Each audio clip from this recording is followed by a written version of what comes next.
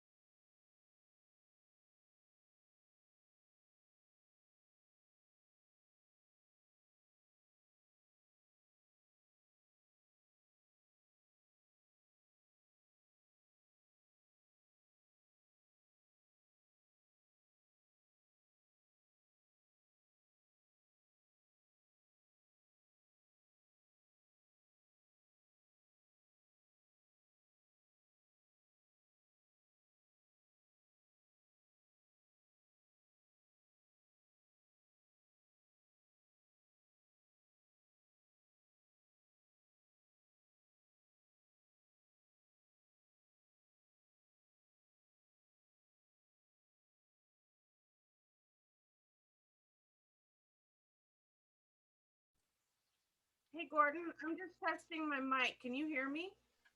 Yes, I can. Okay, perfect. Good evening, this is Allison. We have one commissioner that's running late, and we have another commissioner that's having some technical difficulties. So I'd like to give each of them about 2 minutes to get it, to try to get on the call. And if they're unable to join, then we'll figure something out at that time.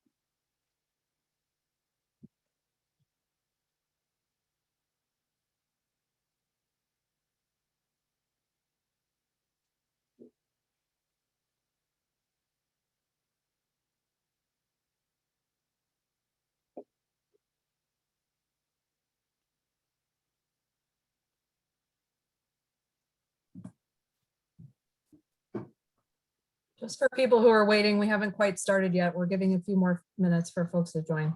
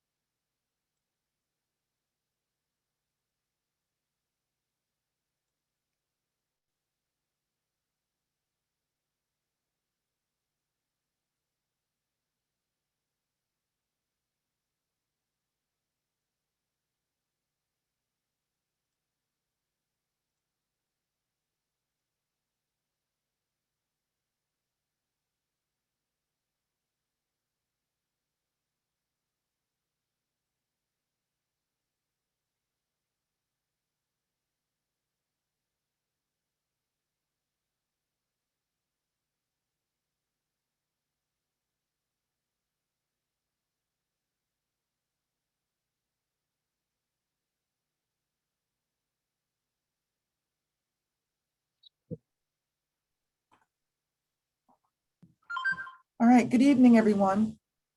I do believe we have enough commissioners present to begin. I know we have a couple of commissioners that are having some technical difficulties and or running late. So hopefully they'll be able to join us shortly.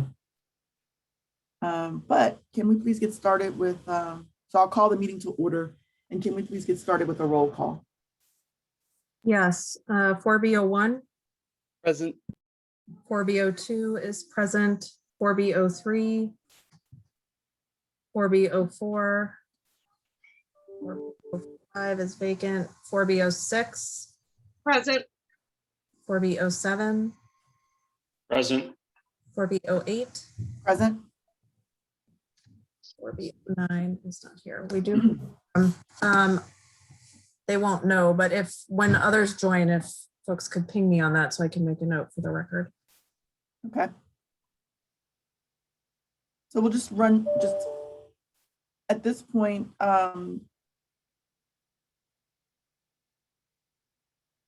would you mind, someone's asking for my assistance in getting on the call, one of our commissioners. So would you mind going over the virtual instructions while I provide a little technical assistance?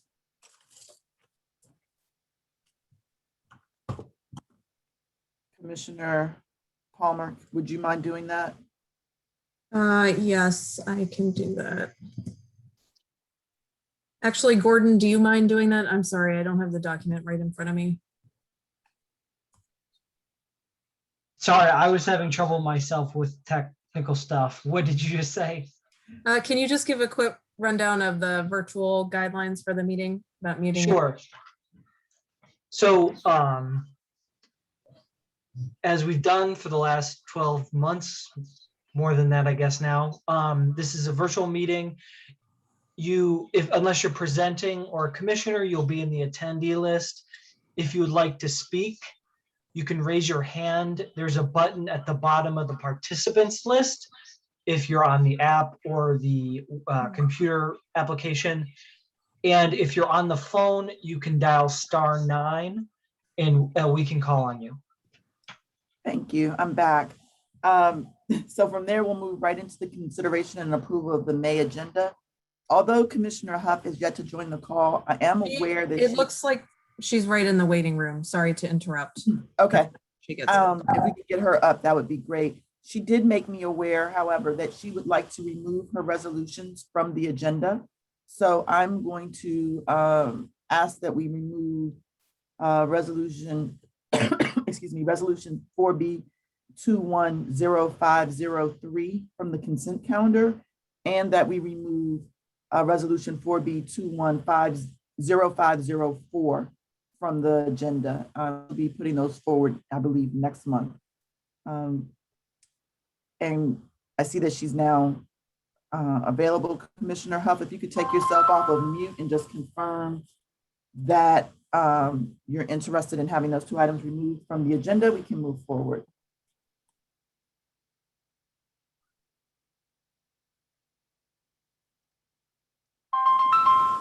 So she's calling me, so she must be having some kind of difficulty. Hold on one second.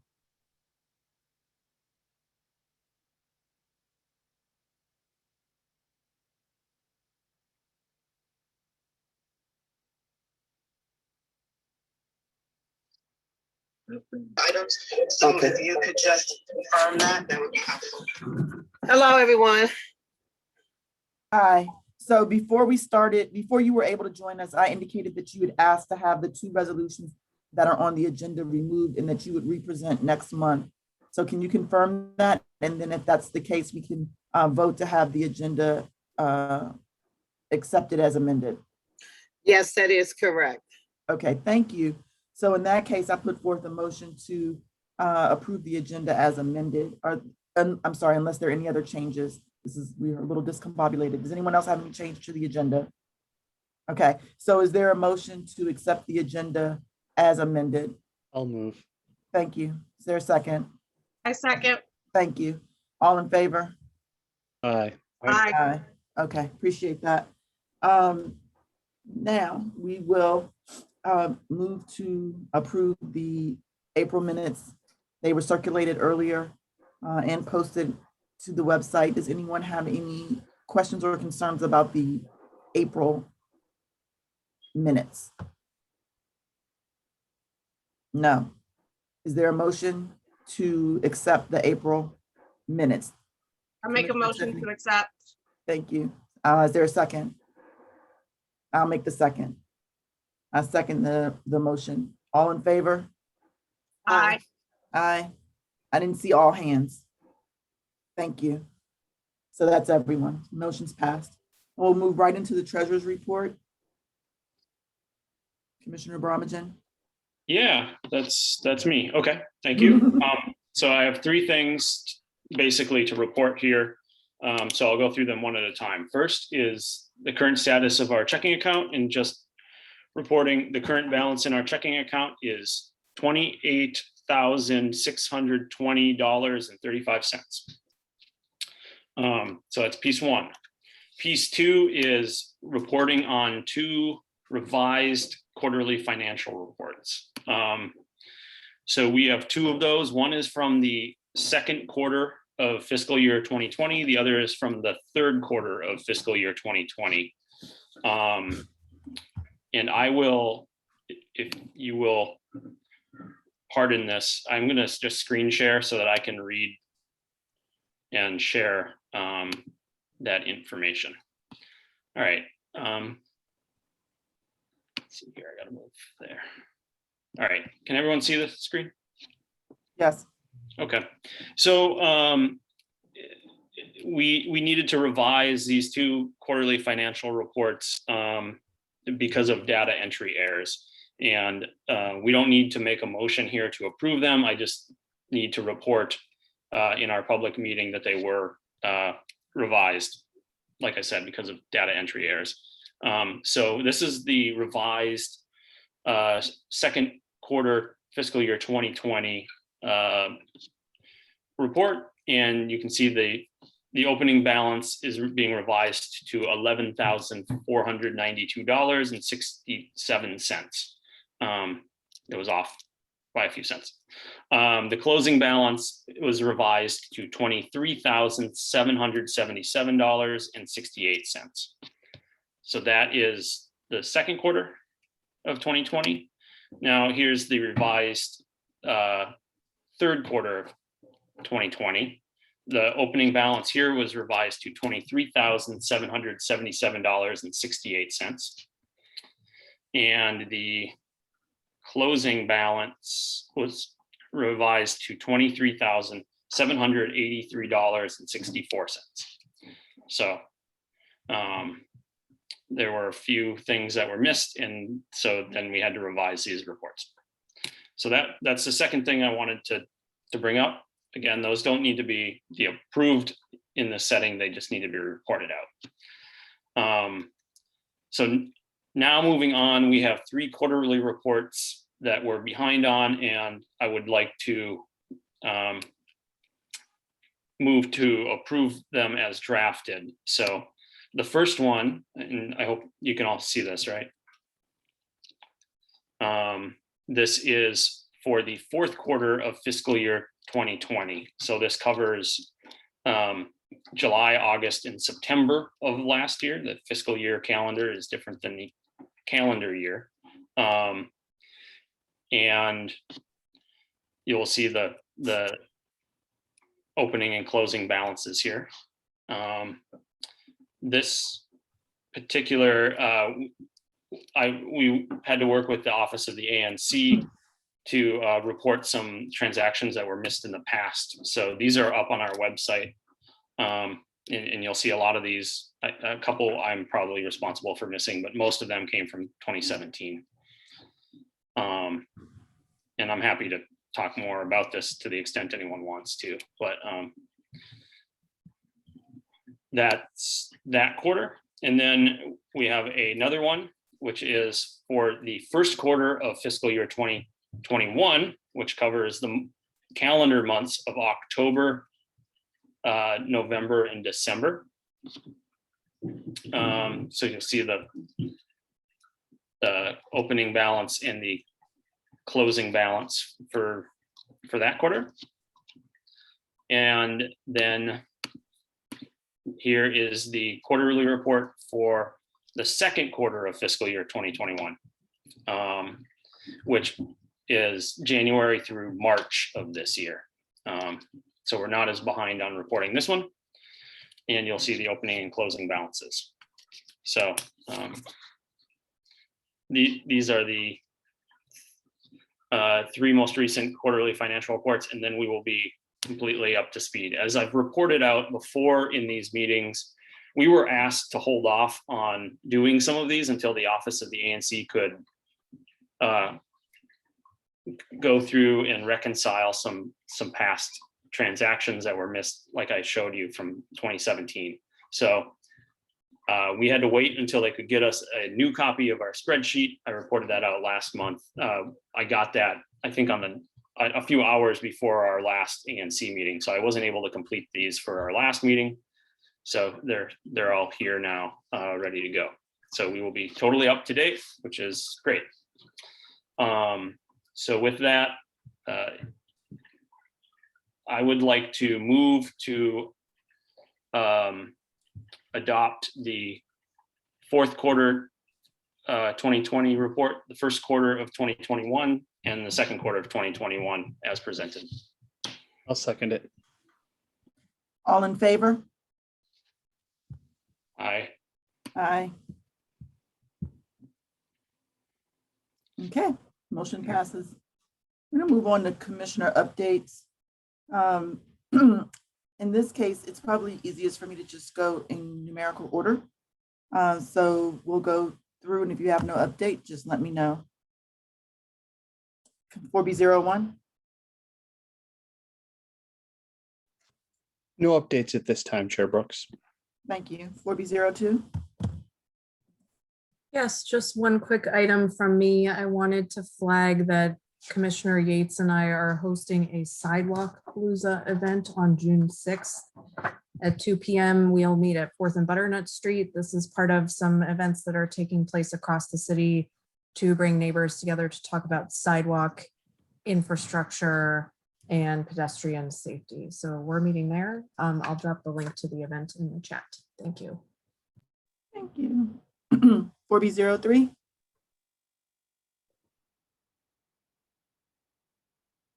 Commissioner Johnson? I can't, you may be muted. I can't hear you.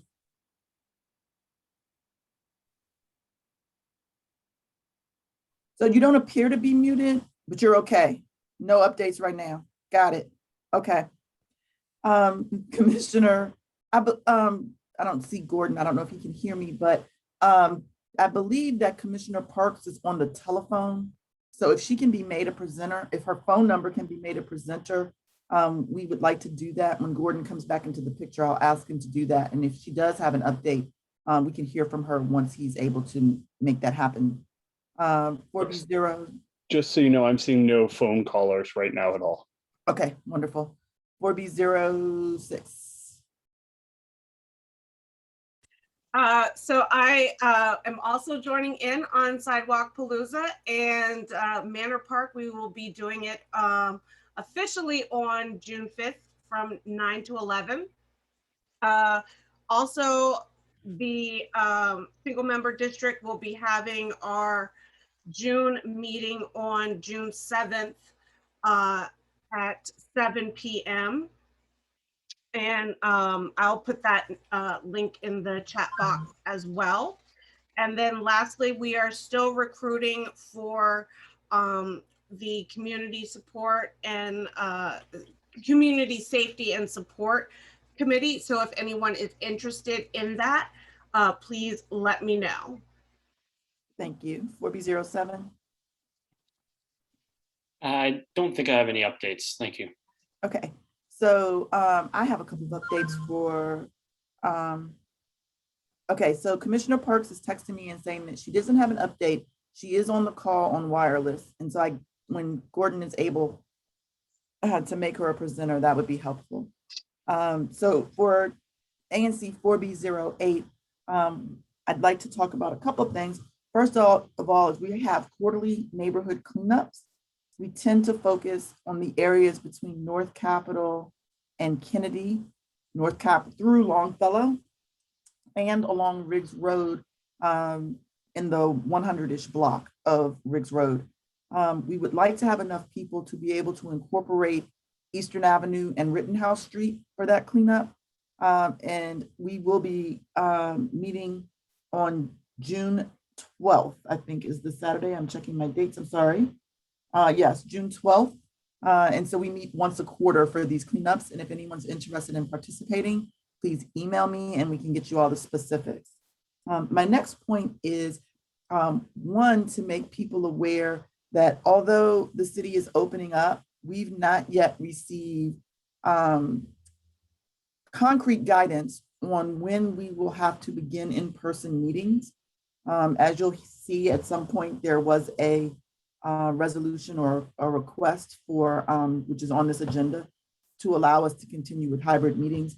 But until that time, I'm asking constituents to please respect the fact that not everyone is interested in having visitors at their door. Some of us have senior citizens in our homes. Some of us are immunocompromised. And I would appreciate going forward, if in fact you want to speak with someone personally, that you at least give them the courtesy of a telephone call before showing up at their doors. I understand that everyone's comfort level after being vaccinated or not being vaccinated could be at different levels or different places. So I'm respectfully asking that, if you're interested in meeting with one of us personally, that you at least reach out to us in advance of showing up at our front doors. So that's my update, and I can move on now to 4B09 and ask Commissioner Huff if she has an update. Hi, thank you so much.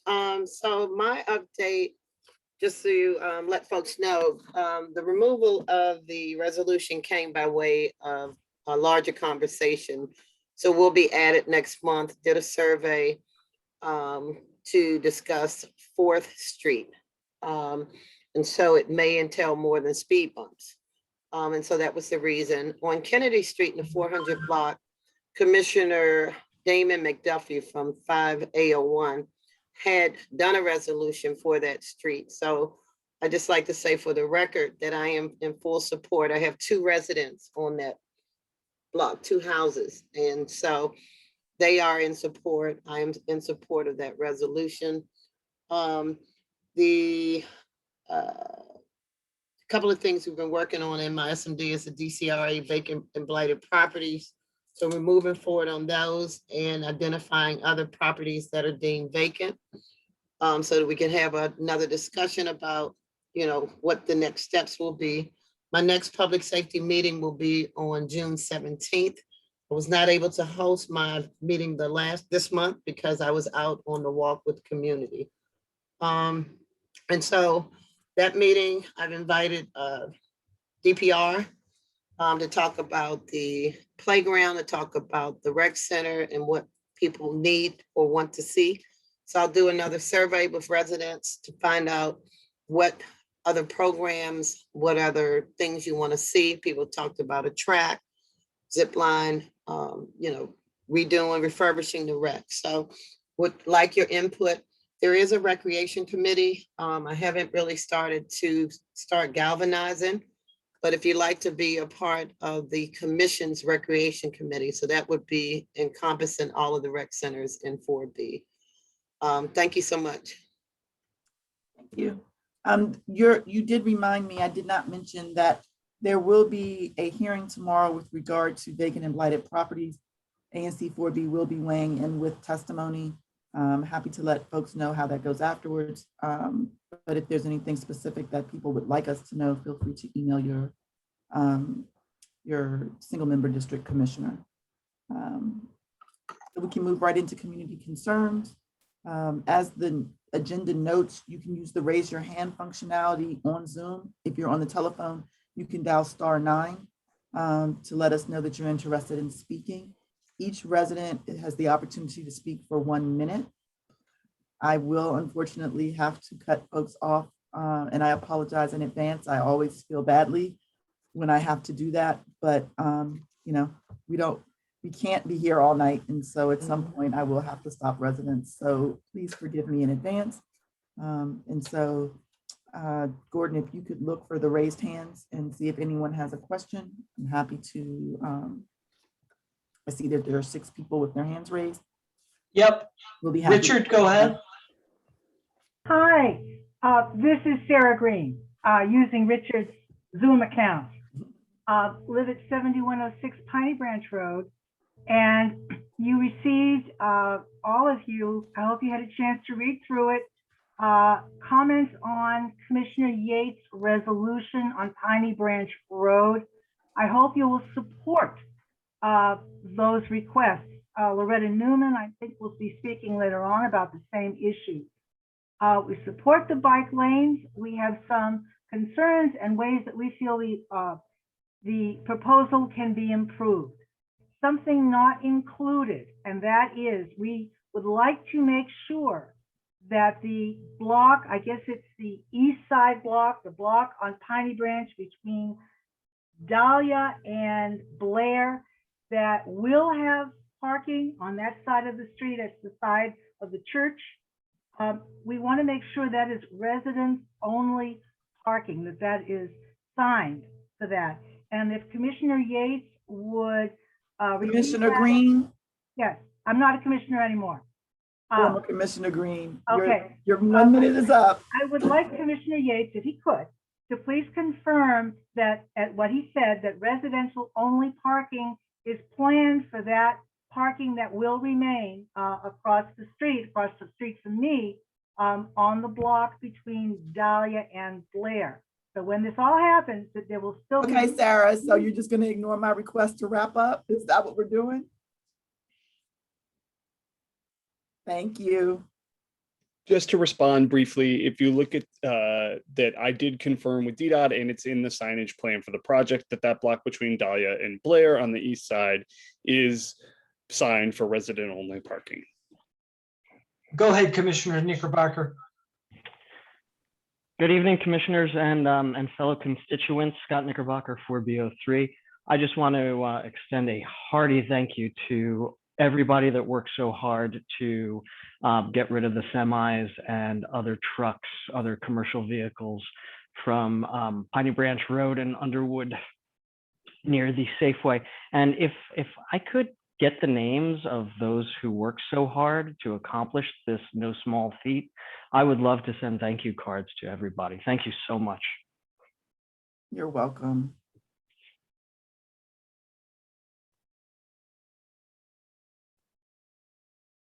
Loretta, you should be able to talk now.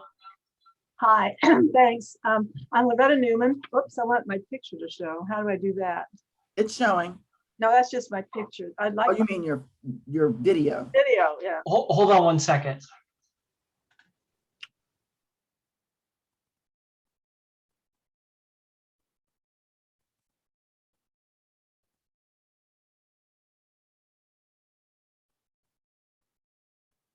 There you go. But you're on mute. You're muted. Okay. Okay. I'm Loretta Newman, and I'm here speaking on behalf of myself and my husband, Daniel Smith. We live at 7124 Piney Branch Road, and we want to address what Sarah did, the draft resolution about Piney Branch Road. I represent the neighbors who live on the west side. We did deliver to you photos and specific language we hope you'll include in the resolution. DOT plans to install new bike lanes on Piney Branch. On our side, it would be flanked by posts and 8-foot-long, 4-inch-high concrete wheel stops. Even brief parking of other vehicles to make deliveries or pick up children or adults would not be possible. We request that space within the bike lane be provided for a short distance in front of 7120 and 7124. The front steps are adjacent to each other. The bike lane would be well marked, similar to what is planned in front of the driveway up the road at 7106, where Sarah lives.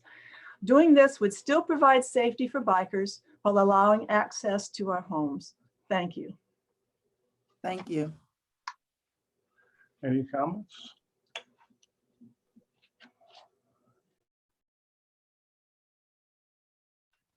Hold on one second. Julie? Hi, good evening, everybody. We were very grateful to Councilmember Lewis George for sending, and her staff for sending a letter to Chancellor Farabee around identifying additional swing space that would be available for modernizations of our Ward 4 elementary schools. As you know, a lot of the holdup on modernizing our buildings is because we only have 1 or maybe 2 swing buildings available in the neighborhood. So we did get a response, or the council member got a response from the chancellor today, acknowledging that, and we look forward to the mayor's budget. I also just wanted to point out, as a former longtime resident of the unit block of Underwood Place Northwest, that I strongly support the resolution for speed bumps on that block. Thank you. Thank you very much.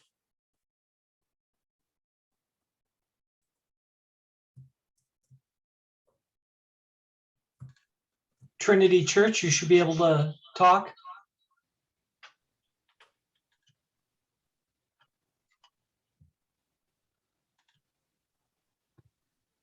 Good evening, everyone. Can you hear me? Yes, sir. Thank you. My name is John Harmon. I'm the rector and pastor of Trinity Church on Piney Branch Road. We want to ask this body to consider tabling the resolution by Commissioner Yates for further conversation in the community for the following reason. It does not adequately address the most critical issue of traffic safety, especially on Piney Branch Road in front of the church, where a devastating scene of a traffic accident happened about 9 months ago. It does prevent the church from exercising its ministry. It makes it difficult for the church to serve the community. It is not safe for children attending Tacoma Elementary Center.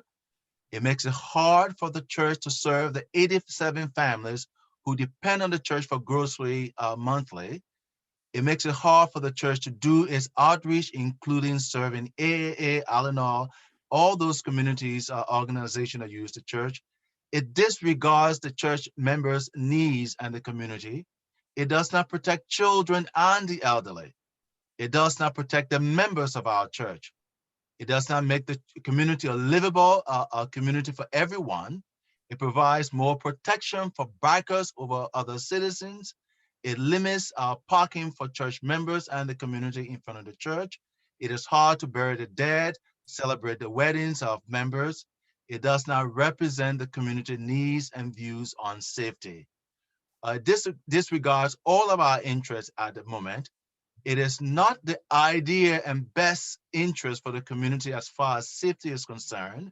Pastor Harmon, Thank you. thank So you. we move that you table this resolution. Thank you again.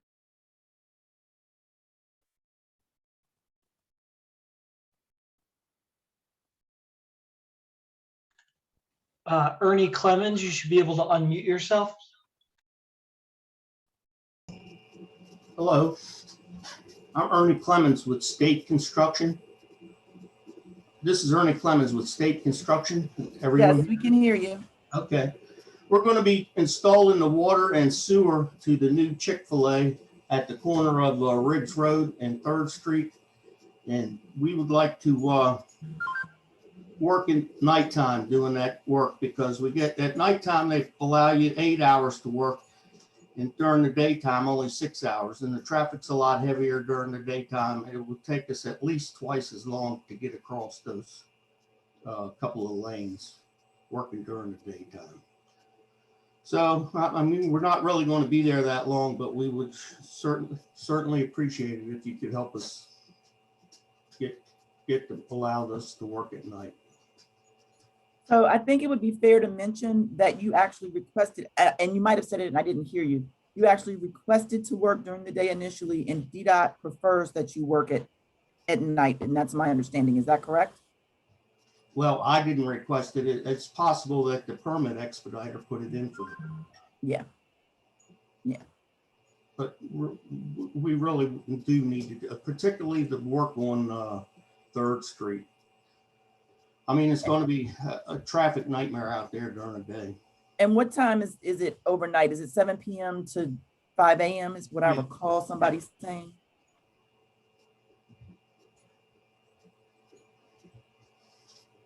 Ernie?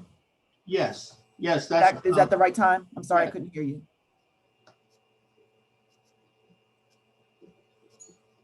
Yes. Okay.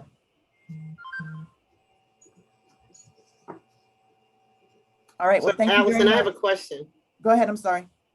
So you said from 7 p.m. to 5 a.m., correct? Yes. All right, and so our Walmart that's in my SMD across the street from where you're building closes at midnight right now? Okay.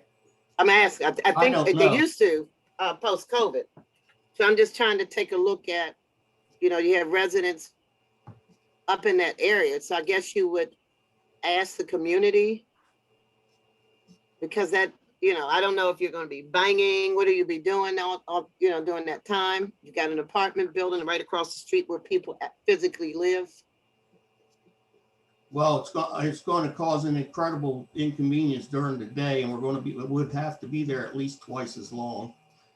Okay. So either way, it's going to be some inconvenience, but I have to believe at nighttime, I mean, there's going to be minimal banging. We're going to have to bang to get the initial street up, but that's only going to take a couple of hours.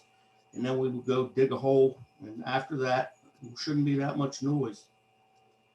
Okay, I like to be engaged with that conversation simply because the residents that I represent are right there in that building.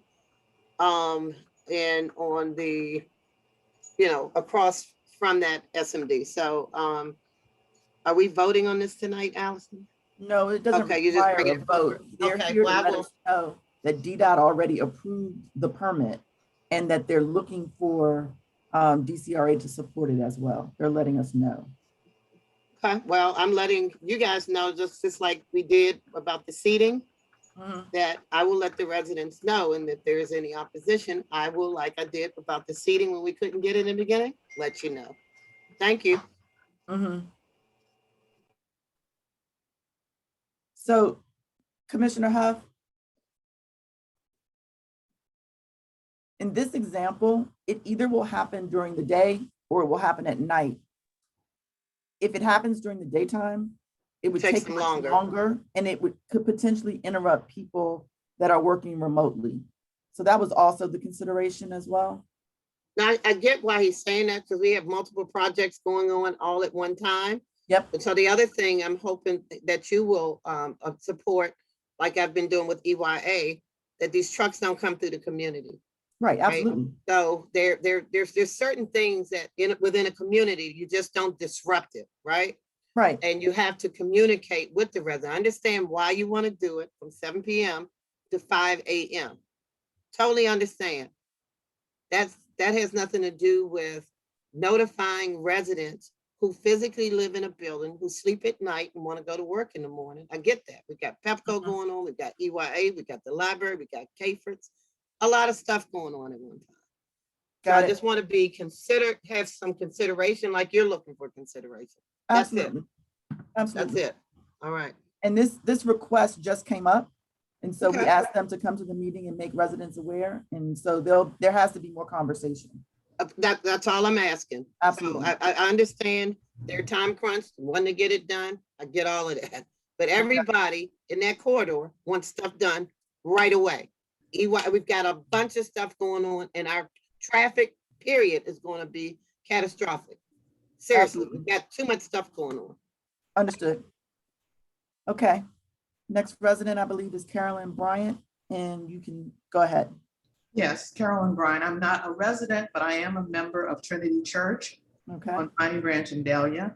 I was concerned for a couple of reasons, not in addition to what Father Harmon has articulated. On Dahlia Street, between Piney Branch and Blair, I'm hearing that the parking there would be limited to, on the side that's adjacent to the church, limited to residents.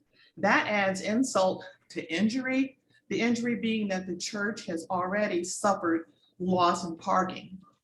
And to not be able to park on that side of the church, it makes it even worse.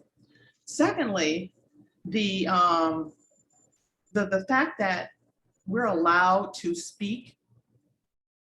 Are you still hearing me? That we're allowed to speak, and Yes, ma'am. we appreciate your hearing us. It's of no moment. It makes no difference if nothing's changed. This is not the first meeting of this sort that I've been to.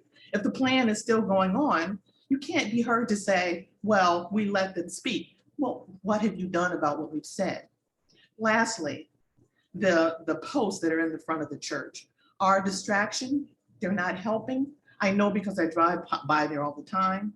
And in particular, children and elderly who are not protected, as far as Father Harmon said, you can't even see them because of those posts. It doesn't help. Something else needs to be done to slow the traffic. I mentioned that before. I don't know what, but something needs to be done. And the measures that are being proposed to be taken are not seeming to help. I don't see them helping. And I just want to, not just to be heard, but I want to be part of discussions to figure out some better resolution to these issues. Thank you. Thank you, Ms. Bryant. I just wanted to clarify a couple misconceptions there really quickly. There's no impact or change plan to the parking along Dahlia Street as part of this project. So the parking alongside the church there will not change. The post medians in front of the church are being removed under this project. So hopefully you'll appreciate that improvement. The parking directly in front of the church will be restored to a full width parking area directly in front of the church from the current limited parking area that is there. And I hope that alleviates your concerns and helps you feel heard in this matter. Hold on, Katie Hanley. You should be able to unmute yourself. Yep, thanks very much. My name is Katie Hanley. I'm a resident at 7313 Blair Road Northwest. It's okay if you want to put me on video as well. I am a current parent at the Tacoma Education Campus. I'm a former daycare parent at the daycare that's actually in the basement of the church. During the last community meeting to discuss the topic of the Piney Branch Road improvements, the majority of the resident attendees offered overwhelming support of these safety improvements. I prefer that we do not table this resolution at all. We cannot wait for these safety improvements. I cross Piney Branch nearly every day with my 4-year-old and 1-year-old sons, and I feel unsafe all the time. There have been too many close calls where I wish I had a brick to throw at the cars that sped by my sons, the stroller at Piney Branch and Blair, at Piney Branch and Dahlia, at Piney Branch and Butternut. I appreciate the speedy approval of this resolution and appreciate the work that has been done to get us here today. Thank you. Thank you. Hey, Julie, did you raise your hand again, or is that just phantom?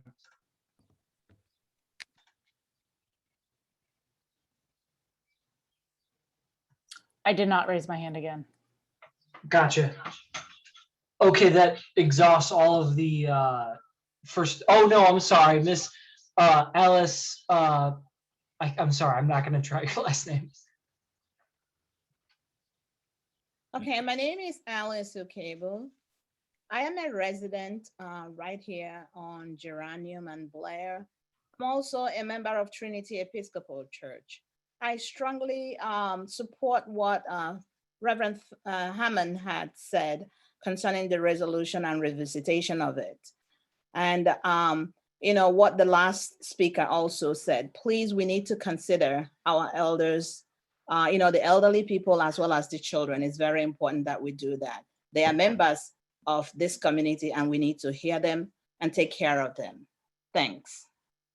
Thank you. I believe there's one last person, Gordon. Madam Chair, may I speak, please? Yes, ma'am. Please. Yes. I was waiting for the other constituents to speak. I think we have one more constituent if that's the case. Yes. Okay. Hold on one second, Commissioner Parks. We'll get this last person. Matar? Yes, thank you. My name is Matar Guy. I just moved to this neighborhood. Sorry, my dog's barking. I just moved to this neighborhood. Matar, I'm not able to understand you at all. Yeah, I'm sorry, Matar. We couldn't. Can you hear me now? No. No. Messy. Can you hear me now? Garbled.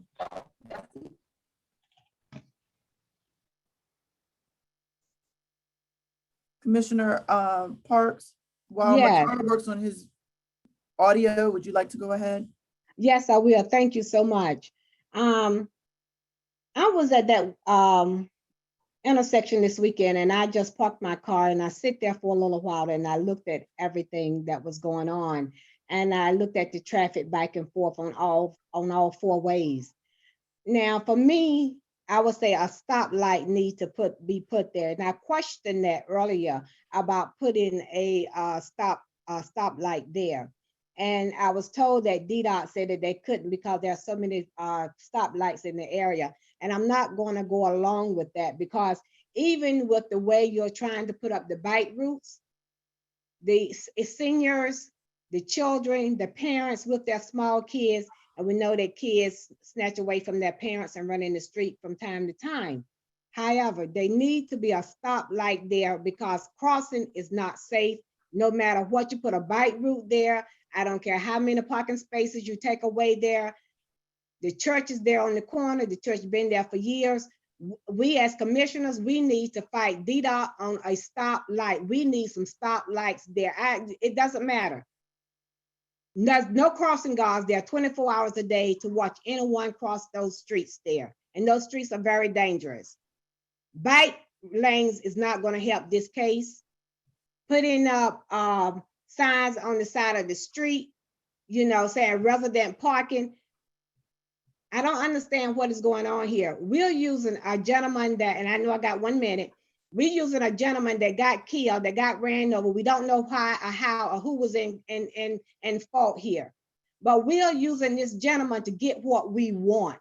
And I had to think about this weekend. Is it fair? No, it's not. And I'm here to be fair. A stoplight need to go there. We all need to meet with the community. We all need to meet with DDOT, and we all need to say what we need to say about this dangerous situation here, because just crossing is not going to help parents. It's not going to help you. And the lady just said she don't feel safe. Well, you're not going to feel any safer if they put a bike route there. You're not going to feel any safer if they take away the parking. You're not going to feel any safer if there's not a stoplight to say stop. Thank you. Welcome. Commissioner Brooks, I'd like to just respond to that briefly. Thank you. This is a project that I've been working on since before I was elected in 2018, before anybody had passed away at the intersection. I've worked very closely with Timothy Abbott's mother. She was at the single member district meeting that discussed this project at length. The recordings on YouTube, and I suggest you watch her comments, because I'm very disturbed by the notion that I would be exploiting anybody for this, and I resent that accusation very much. It's personally difficult for me to hear someone say that, and I think that I encourage you strongly to go watch the recording of her speaking and realize that she has been an active participant in this process. I didn't ask her to come tonight because I thought she's been through enough and not having to be here. But if you want to hear her words, they're available. Jocelyn Johnson, you're on mute. We still can't hear you. Can't hear you at all. Check the volume on your computer and make sure the volume on your computer is up.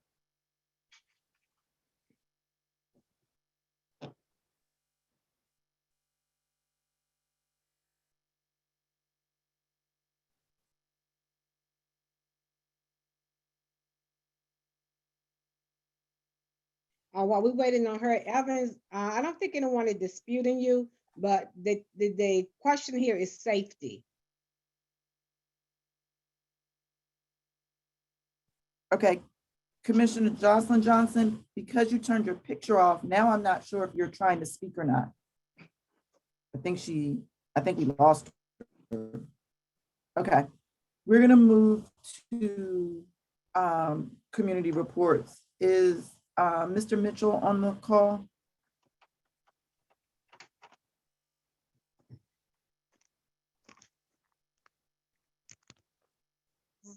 Hold on, he's just joining as a panelist.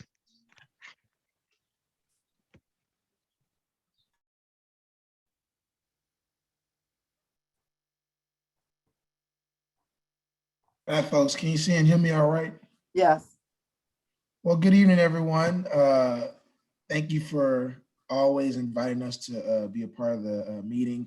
I will try to keep my comments brief so we can leave some time for questions. I do want to start by saying thank you to everyone who came out on Saturday, including Commissioners Palmer and Huff. We knocked on over 5,200 doors with nearly 300 volunteers, which is all part of our effort to ensure that we're getting our neighbors vaccinated. So thank you all for continuously supporting that as well. I'm sure you already know about the 14 high capacity vaccination sites across the district, so I don't need to go into that too much. One of them being Lamont Recreation Center. There has been concern, I've heard from neighbors, about what's going to happen in the June months and summer months to follow that. Because DPR will be opening up the recreation centers for students to return, well, young people to return to the recreation centers.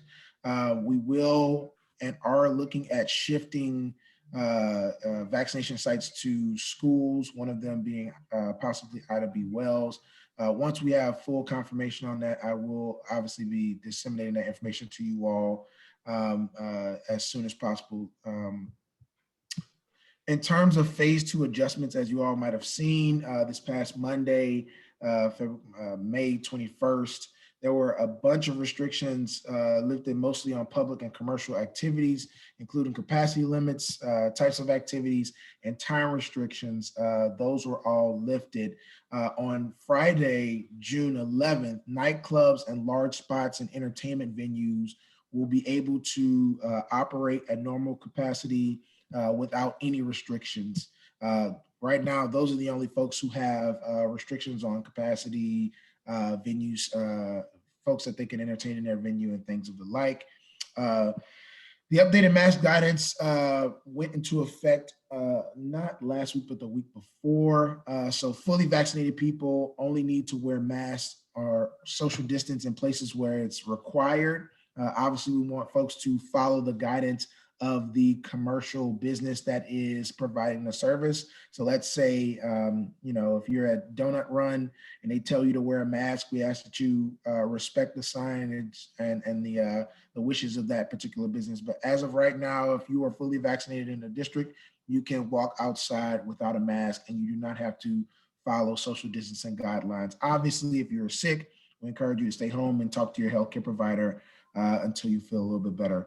Everyone is still required to wear a mask in the following places: the metro, buses, taxis, ride shares like Uber and Lyft, and public transportation, any schools and childcare facilities, healthcare settings, required for workplace establishment policies, homeless shelters, and correctional facilities. Folks are still required to wear a mask in those places on the inside. And lastly, I just want to remind folks that June 1st, which is right around the corner, DPW will begin parking enforcement and street sweeping, vehicles displaying proper tags and registration, all those good stuff. There's still the ticket amnesty program between June 1st to September 30th, where you can have sort of a grace period to make sure that you get your tickets and things rectified before the beginning of October, so that there are no penalties or fees incurred on those things. I will also leave a few minutes. I know that the ANC sent a letter on the National Park Service and some of the issues that we've been having there regarding trash and collection and things like that. So I will leave just a minute or so for Julie Lawson to jump in and talk about some of the things that we're doing at Clean City to help try and mitigate that.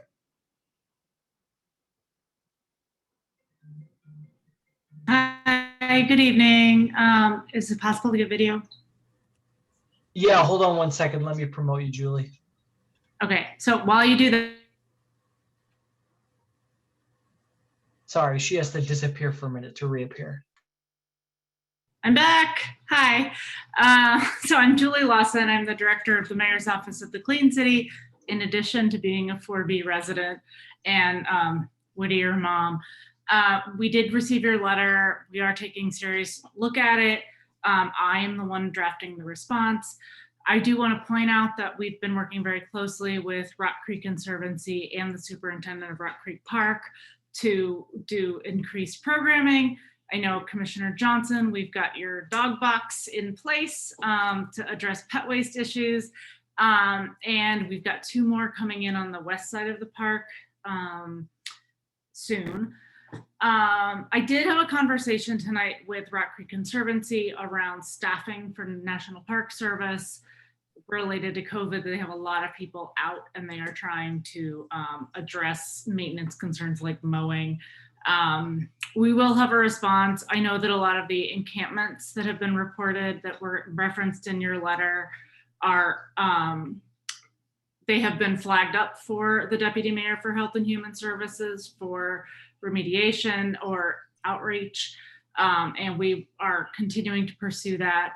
And I'm hopeful that we can do a larger community meeting with the Park Service and folks from the mayor's team to really understand the importance of these neighborhood scale parcels within the Park Service priorities, to make sure that we are getting to maintenance and activating them, and really re-envisioning how they can be used and part of our community. So you should get a letter back in the next week or so from either my boss or from the mayor reflecting all of that. And then I hope that that will lead to a future conversation. So I appreciate your advocacy on this, because I think we can lead this to a next step on the entire Park Service related to all of our parcels within the city. So Director Lawson, I wanted to thank you for your comment as one of the co-sponsors of that letter that we sent to the National Park Service. I'd like to clarify for the audience that while we appreciate your work as a liaison with the Park Service, our letter was definitely directed at them and what we view as that agency's falling short and not the Office of the Clean Cities lack of effort on behalf of our community. I would also just say that we did receive a response from the National Park Service as well. The area director did get back and they have promised to increase the coordination with our community, and we're hopeful working forward we can do that. I would also just say that I think the concerns focused, at least for me, less around active encampment outreach, but more about the just general lack of maintenance and cleanups in the park. And that I think that I don't recall our letter actually referencing that in particular, and I know there's been some conversation. There are definitely community members and commissioners that are concerned about it, but for me, it's just about ensuring that they're welcoming spaces for every member of our community to use, whether or not they have a home. I would also say, since I co-wrote the letter as well, I think the two go hand in hand. So if in fact they are being maintained, it makes it less attractive for encampments to form, which then makes it more engaging. So, we'll go there. There's some questions in the Q&A that relate to the comments given by Mr. Mitchell. So if we could just address those to Commissioner Yates while you have the floor. Sure, no problem. I will read them. State Board of Education member Fraser O'Leary wants to know, what about street sweeping on Gallatin and Farragut for the West construction? In terms of DPW, street sweeping, like I said, is supposed to start June 1st, so next week. Okay. I see that you have shared the link for the amnesty program in the chat. Right. People want to learn about you. If you want to just give that little spiel, I won't read the question. Yeah, so Commissioner Huff, I believe, asked about the amnesty program and how do you sign up. You can go to ticketamnesty.dc.gov. It's not per se a program, it's just an automatic default that you'll go into. So obviously you want to, check to see if you have a ticket first. If you have one, there will be no penalty if you pay in between June 1st and September 30th. And all of that's covered, like I said, at ticketamnesty.dc.gov. And I have one other question, Anthony, because I know ma'am. in my day job, there's a Pathways ticket program, right? Yes, ma'am. And so that goes away in June. And so people will now be using the ticketamnesty.dc.gov. So the Yes, process ma'am. as it stands now is that people have to go to LaFont Plaza to get a printout of their tickets. They're not able to download it online. So through this ticketamnesty.dc.gov, will it pull up your tickets through this other program that's in effect now for returning citizens? They physically have to go to the adjudication office because they won't accept a printout, right? So my question is, with the amnesty, I understand it to be where you pay the initial fine and not the other penalties, right? Correct. So when you go online for this, because it's not out till June 1st, and nobody really knows, will you then will you be able to upload the tickets? Will people be able to see the tickets? You got people with like $10,000 tickets, $4,000. I mean, how do you give them all that they need to know what their person pays? Right. So this is still through the Department of Motor Vehicles. This is not a new portal per se where you have to go in and upload tickets. This is just a grace period per se, where you will not be charged extra fees throughout that period, and you'll just have to pay the initial amount. So you won't have to upload anything. This is just a way for folks not to have to pay more during obviously still a public health emergency, but also that because they are, behind. How would they get the ticket? I guess is my question. Yeah, you can you'll still get it from DC DMV. From adjudication, so you still have to go to adjudication to get your printout. If you want to print it out, if you want to pay it online, you can still do that as well. Okay, that's why I was confused. Thank you very much, because it comes up in my day job as well. No problem. Mr. Mitchell, I see one more in the chat, and I'm just going to ask, rather than reading it, that could you follow up with Board Member O'Leary about issues around the construction at West Elementary? That would be helpful. Sure, I could do that. Yeah. Thank you so much. I got his number. The last thing I'll say, because I know I'm running over on time, I apologize, Chair Brooks, is that the guidance that I've received in terms of ANC's meeting currently during the public health emergency, that is obviously not in person. My understanding is that once the public health emergency is over, it will be up to the individual ANCs to govern whether they want to meet in person versus having a hybrid model or staying completely online. Thank you for that. That's good to know. No problem. As always, my phone number is 202-436-2087. And you can reach me at anthony.mitchell@dc.gov. Always a pleasure to be with you folks. So I'm going to shut up and fade back to the background. Oh, thank you. Before we move to our next presentation, Commissioner Johnson has gotten back on the call, so let her speak if she's resolved her technical difficulties.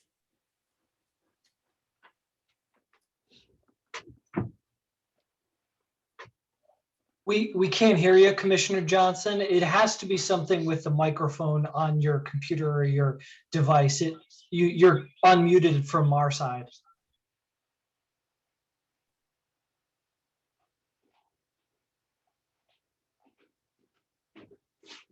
Maybe she can, Gordon, could she just type what she wants to say in the chat box, perhaps? Sure, she could.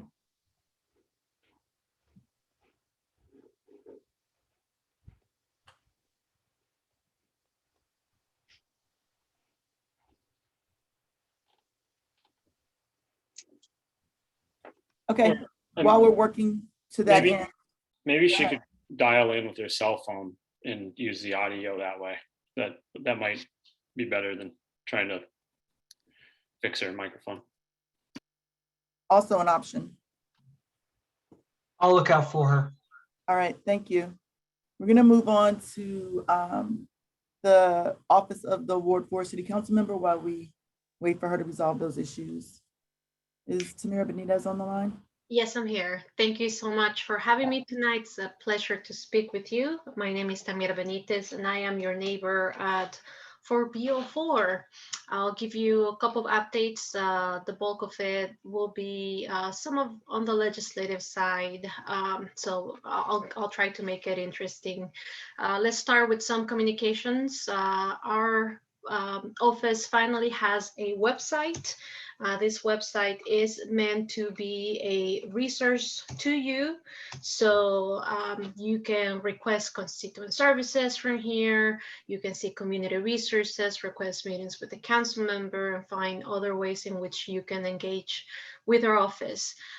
It's meant to be an interactive website, so we want to make sure that if you have an important resource you'd like to add, contribute a Ward 4 picture, or make any changes to the website, please email us so that we can make those changes. We want this to be your tool, your resource. On the legislative front, I'll give you a couple of updates about the comprehensive plan, a couple of eviction and utility shut-off moratoriums updates, some resources, and some other updates that have happened with the budgets. On the comprehensive side, last week, the DC Council gave a final approval to DC's comprehensive plan. Councilmember Lewis Church has been working with the chairman's office in coordination with Ward 4 ANC commissioners to adjust the comp plan to address our community needs. She secured two important amendments in the documents. One of them is a definition of affordable housing at 40% median family income, so actually affordable for most Black families in DC, as well as an emphasis on affordable housing and deeply affordable housing areas, the construction of those and the affordability of those around metro stations and mixed-use neighborhoods and other district-owned buildings and large plots of public land. There are also much stronger protections against displacement as a result of our work and other council members. On the front of evictions and utility shutoff, Councilmember Lewis Church joined other council members to successfully oppose a proposal that will have started evictions and utility shutoff in DC during the summer over unpaid rent and unpaid bills. The proposal will have require landlords to apply for state DC, a rental assistance program, on behalf of the tenants before filing an eviction, but state DC has been slow, inaccessible, and full of errors for tenants with huge language literacy technology barriers that have prevented many of the tenants from applying. Councilmember wants this is advocating for a just, equitable, and safe transition from the moratorium after the public health emergency is over. On that area, State DC has provided a lot of barriers. We did an event this past Saturday, this past weekend, where we had a community action event in an apartment building here, well, not in 4B, but very close to 4B, 4A, where council member, staff, and volunteers helped community members apply, fill out the application. This was done both to provide direct assistance and also to illustrate the barriers that State DC has been presenting to community members, and also to talk about how we can overcome these barriers. Samira, yes, we're running out of time. Got it. Last two things I would say: war for budgets. I'm sorry, war for schools. Let me actually just cut off to. We're staying tuned to the measures budget proposal release on Thursday.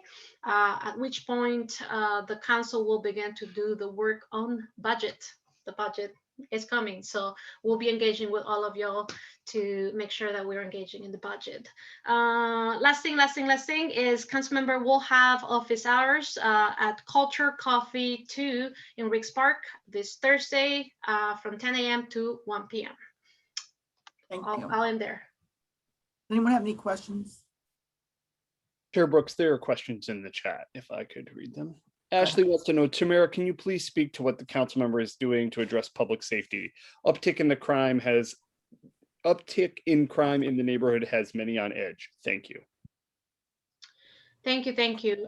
We're working with MPD, and also we're working with other agencies such as behavioral health and agencies, what is it called? The public safety. I'm sorry, I'm spacing out on the full name, but we're working with the agencies, with the new leadership, to respond to the community needs that have been highlighted and flagged by community members, especially at the Ward 4 Community Public Engagement Forum that we talked about, where we illustrated and we heard a lot of the community concerns that are happening.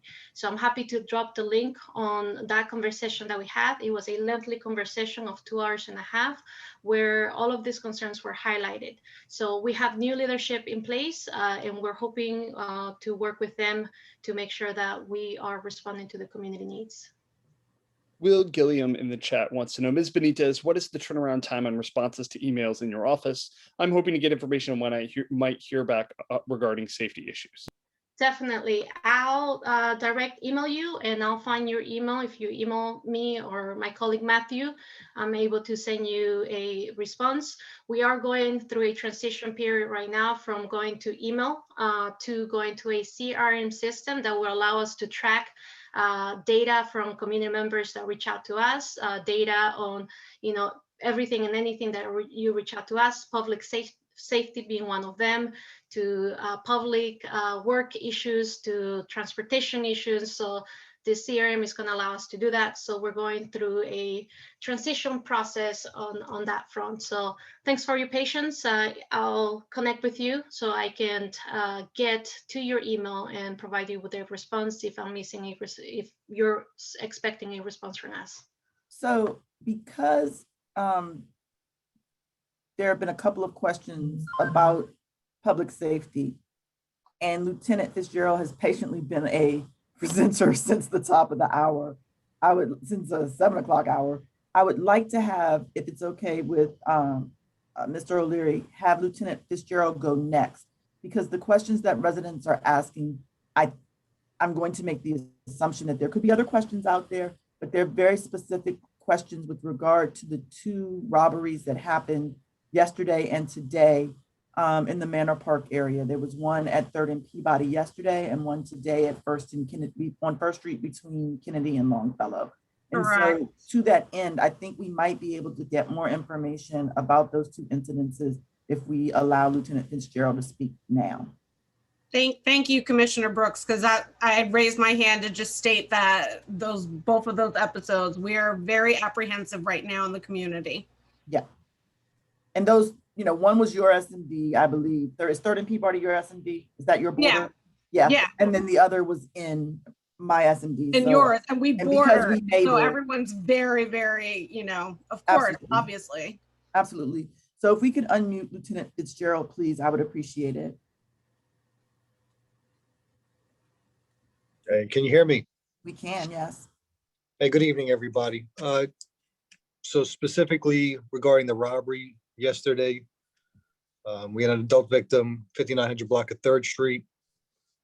I can tell you that there was 2 suspects involved. One brandished a handgun, and the victim was struck several times.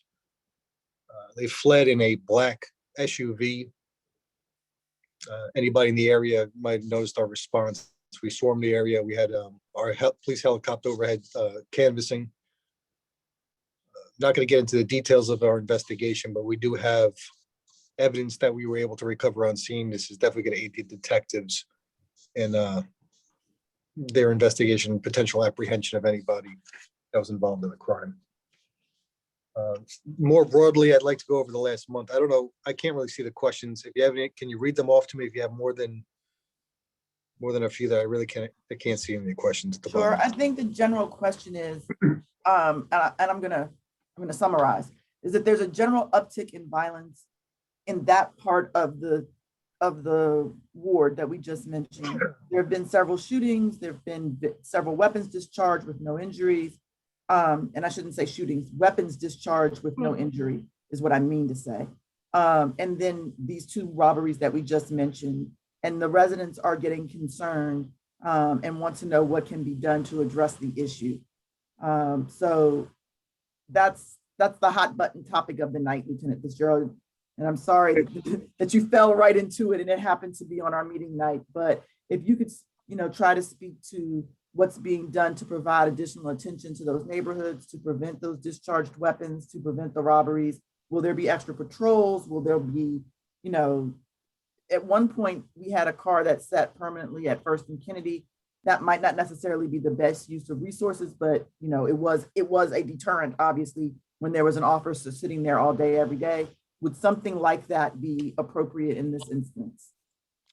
So I actually have the maps in front of me based on the violent crime we've been seeing within the last month specifically. And I can tell you overall violent crime and property crime is up in the area.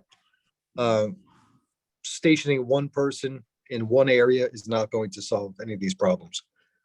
Going over what we consider assault with dangerous weapons, back to the April 29th, we had a burglary in which a suspect brandished a knife and actually slashed at the homeowner when he confronted the individual leaving his house. In that case, the suspect has been identified, and detectives are moving forward toward an apprehension for that one. One of the robberies, 6700 block of 2nd Street, there's a robbery, force and violence where someone was assaulted. We have a suspect identified in that instance as well. And I can tell you, motor vehicle theft, it's not a violent crime, but motor vehicle theft overall in this area is up almost 3-fold. And while not violent in its nature, it fuels a lot of the violent crime that goes on within the city. A lot of times these cars are stolen to commit robberies, to commit shootings throughout the city, and that's true wherever you go within the district. We're actually having meetings. We've already had the meetings within Sector 1 management, which is myself, the captain, and a couple of the lieutenants. And we are adjusting crime response strategies in the area just to respond to these incidents. So we're going to have a complete review of what we're doing, and we're going to have come forward with a different plan within the next few days. Okay. I can't get into details of our actual police response, but there's going to be several different levels of response that we plan on implementing. I'm going to point out a couple of things, and I'm going to give you the opportunity, as well as Julie Lawson, to address both of these issues, and then I will allow you to take questions from others. But I just want to try to cover as many big ticket items as possible before we hear the same question over and over again. on today's Monday, so Sunday, when the crime at 3rd and Peabody occurred, there's rumor that you've never spoken to the victim and taken a statement from the victim of the crime. Could you confirm whether or not a statement was taken from the victim? I don't understand how it would be possible that it wasn't, but maybe that is something that is true. I can tell you that I was on scene there and I personally took a statement from the victim of the crime. Thank you.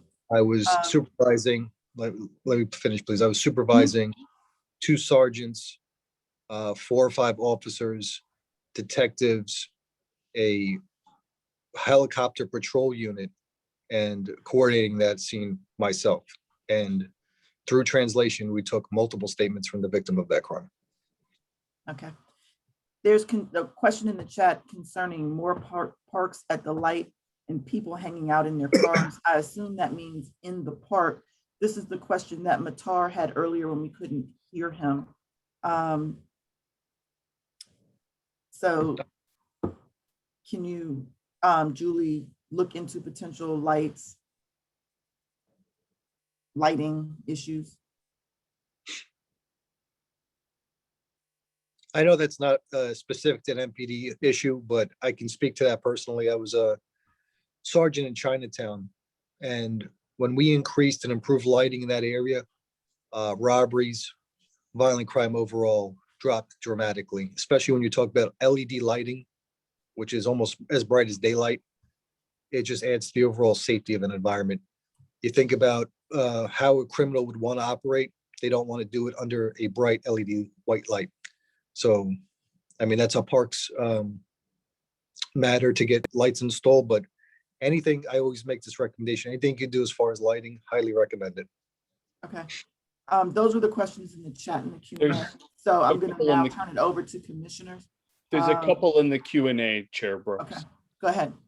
Andrew McGill says, would be great if the lieutenant could address the robbery today at Longfellow and First. Would love any additional details. I'm gonna have to follow up on that with you, additional information for that robbery. Scott Knickerbocker says, one might imagine that the uptick in crime is to many more citizens being left behind during the public health crisis.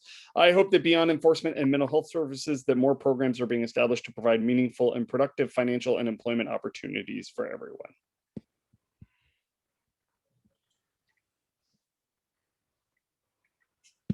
All right. Commissioner Johnson.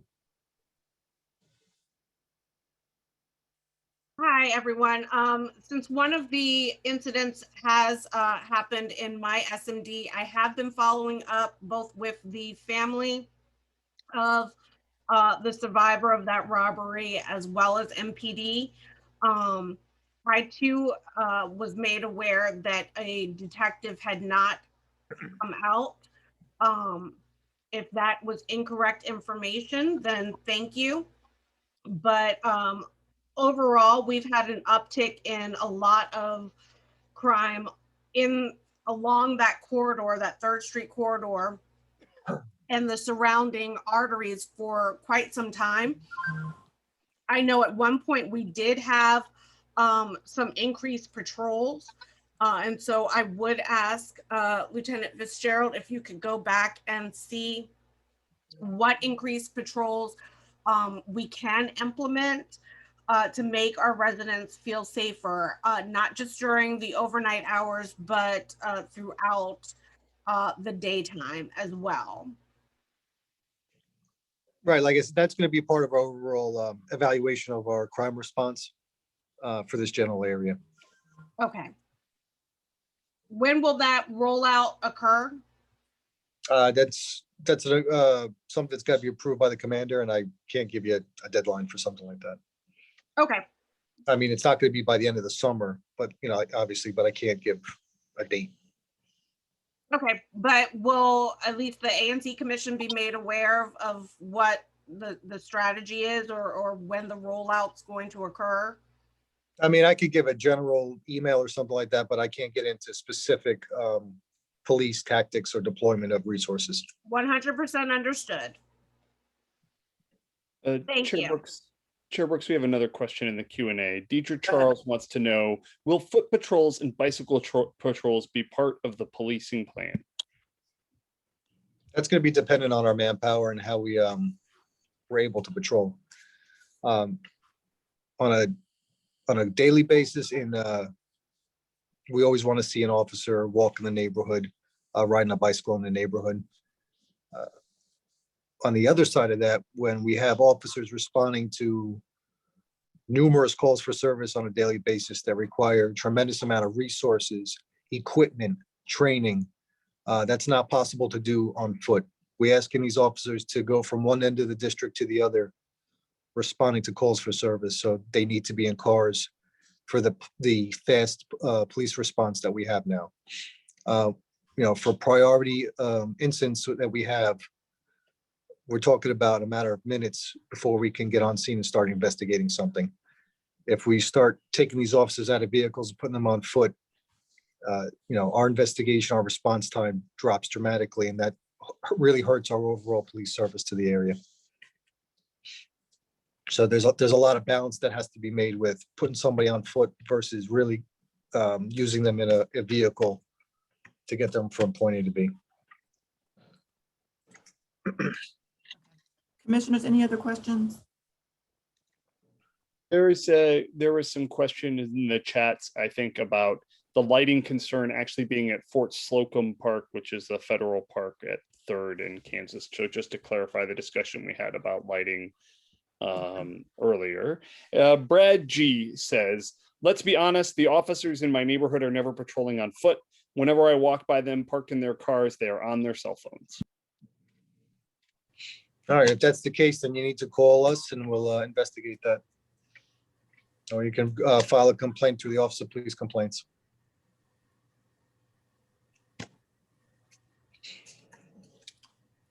All right. If you see something like that, you can call the 4th District Watch Commander.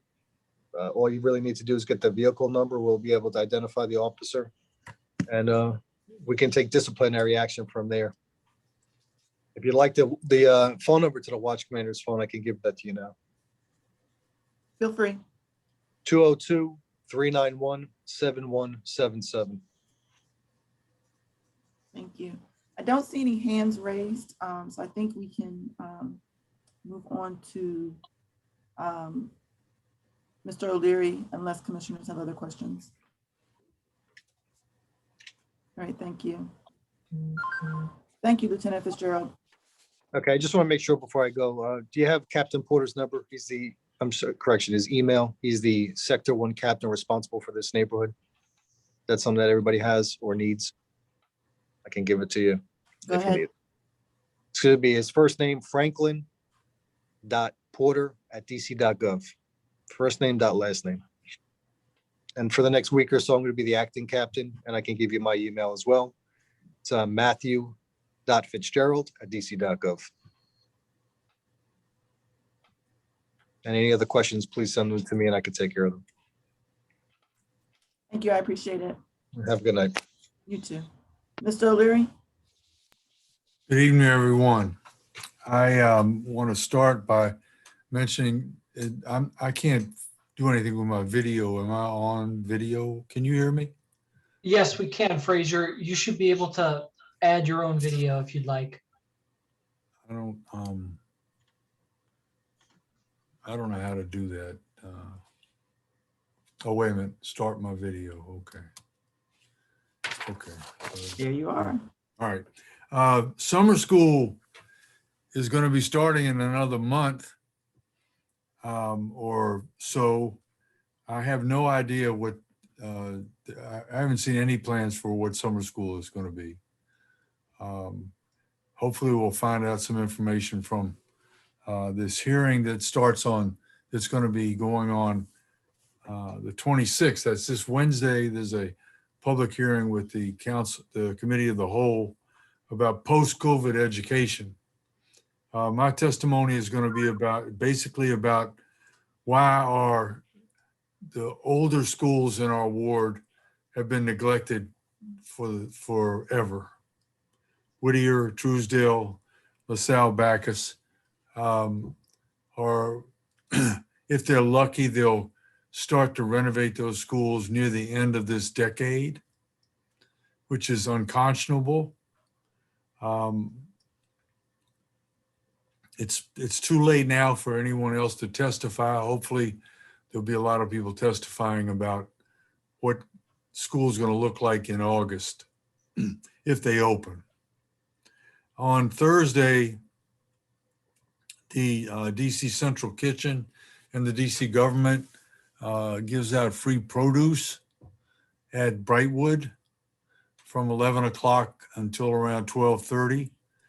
The Coolidge, LaSalle, Bacchus, Brightwood, Powell, and Truesdale have free breakfast and lunch from 10 o'clock to 2 o'clock on every school day. Next Monday is a holiday, so they won't be open. And last but far from least is I'm still collecting books and still delivering books. I delivered over 200 books today to 8 of the schools in the ward, and got a book delivery this morning, which is a whole lot more than 200 books. And so now my front porch, I'm emptying my front porch into the living room to try to get the books ready for next week. We've been very, the wards, the members of the community have been very generous in donating books for our children. And, but we still got room for more.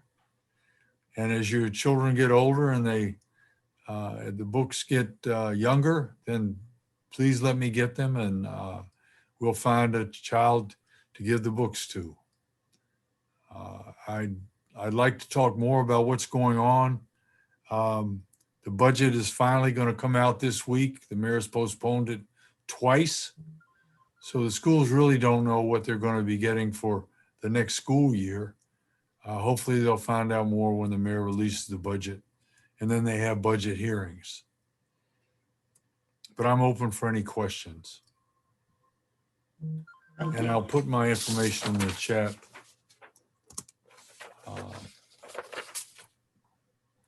I think I am. Bingo, there it is. Got it. If you have any questions about anything educational, I'd love to answer or get back to you. Commissioners, any questions? Okay. I just have a comment. Oh, go I'm ahead. sorry. No, go ahead. I just have a comment. If people listening, or if anyone knows of anyone who would like to donate books but can't get them to Mr. O'Leary, I'm more than happy to pick them up. Angel and I do that regularly and drop them off on the front porch of Mr. O'Leary's house. So we're happy to do that as well. And I'll come anywhere to pick up books. Thank you, Tiffany, for your help with that. But just give me a call or send me an email, and I'll supplement Tiffany when she's picking up books. Thank Chair you. Brooks, we have a couple questions in the chat. Go ahead. They're very similar, so I'm going to just put them together. Ashley and Griffin, is DCPS still expected to open in person in the fall? And Griffin, when school opens, will it be totally in person? That's a great question. They say they're going to open up in the fall 5 days a week. And I'll believe it when I see it. And they'll still make announcements about it. But the announcements, as they have been since the pandemic started, are always subject to change. But their plan is to open all the schools in person in August. And I really wish I had some information about what summer school is going to look like, but we haven't been able to find out anything about summer school. There is going to be summer school, but what it's going to look like is a different story. No more questions in the chat, Chair Brooks. All right. Thank you. Thank you, Mr. O'Leary. Sure. Thank you all. So next would be a Vision Zero committee update. And I think I'm providing that update tonight. The Vision Zero committee recently formed. We've had 2 meetings. So last Wednesday was our 2nd meeting. So we're still very early in the organizational stage of the committee. We had the opportunity to meet for 1 hour. and discuss or learn a little bit more about the Move DC program, which is the equivalent of the comp plan for, that's an oversimplification, but sort of the equivalent of the comp plan, but for traffic in all modalities. We also spend some time sort of talking about what we would like to do in future meetings and creating a sort of a presentation schedule. The committee has 7 seats, all of which are filled. We actually had more interest than we did seats available. And so unfortunately, there were 2 people that were unable to sit on the committee. Those meetings, again, are held on the 3rd Wednesday of each month, currently at 6 p.m. via Zoom. We notice those meetings in the same way that we noticed this meeting. And did I miss anything, Commissioner Yates, that we should cover?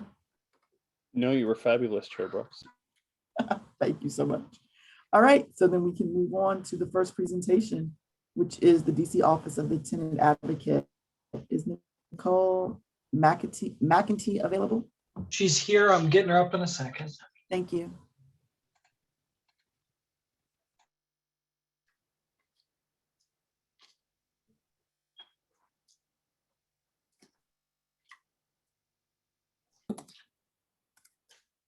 How's that? That's better. Hello, everyone. Can you hear me? Hi.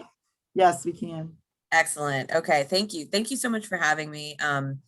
I really appreciate you having me here. Do you mind if I share my screen? Is that okay? Yeah, I have permission. Okay, perfect. Okay. So my name is Nicole McEntee, and I'm with the Office of the Tenant Advocate.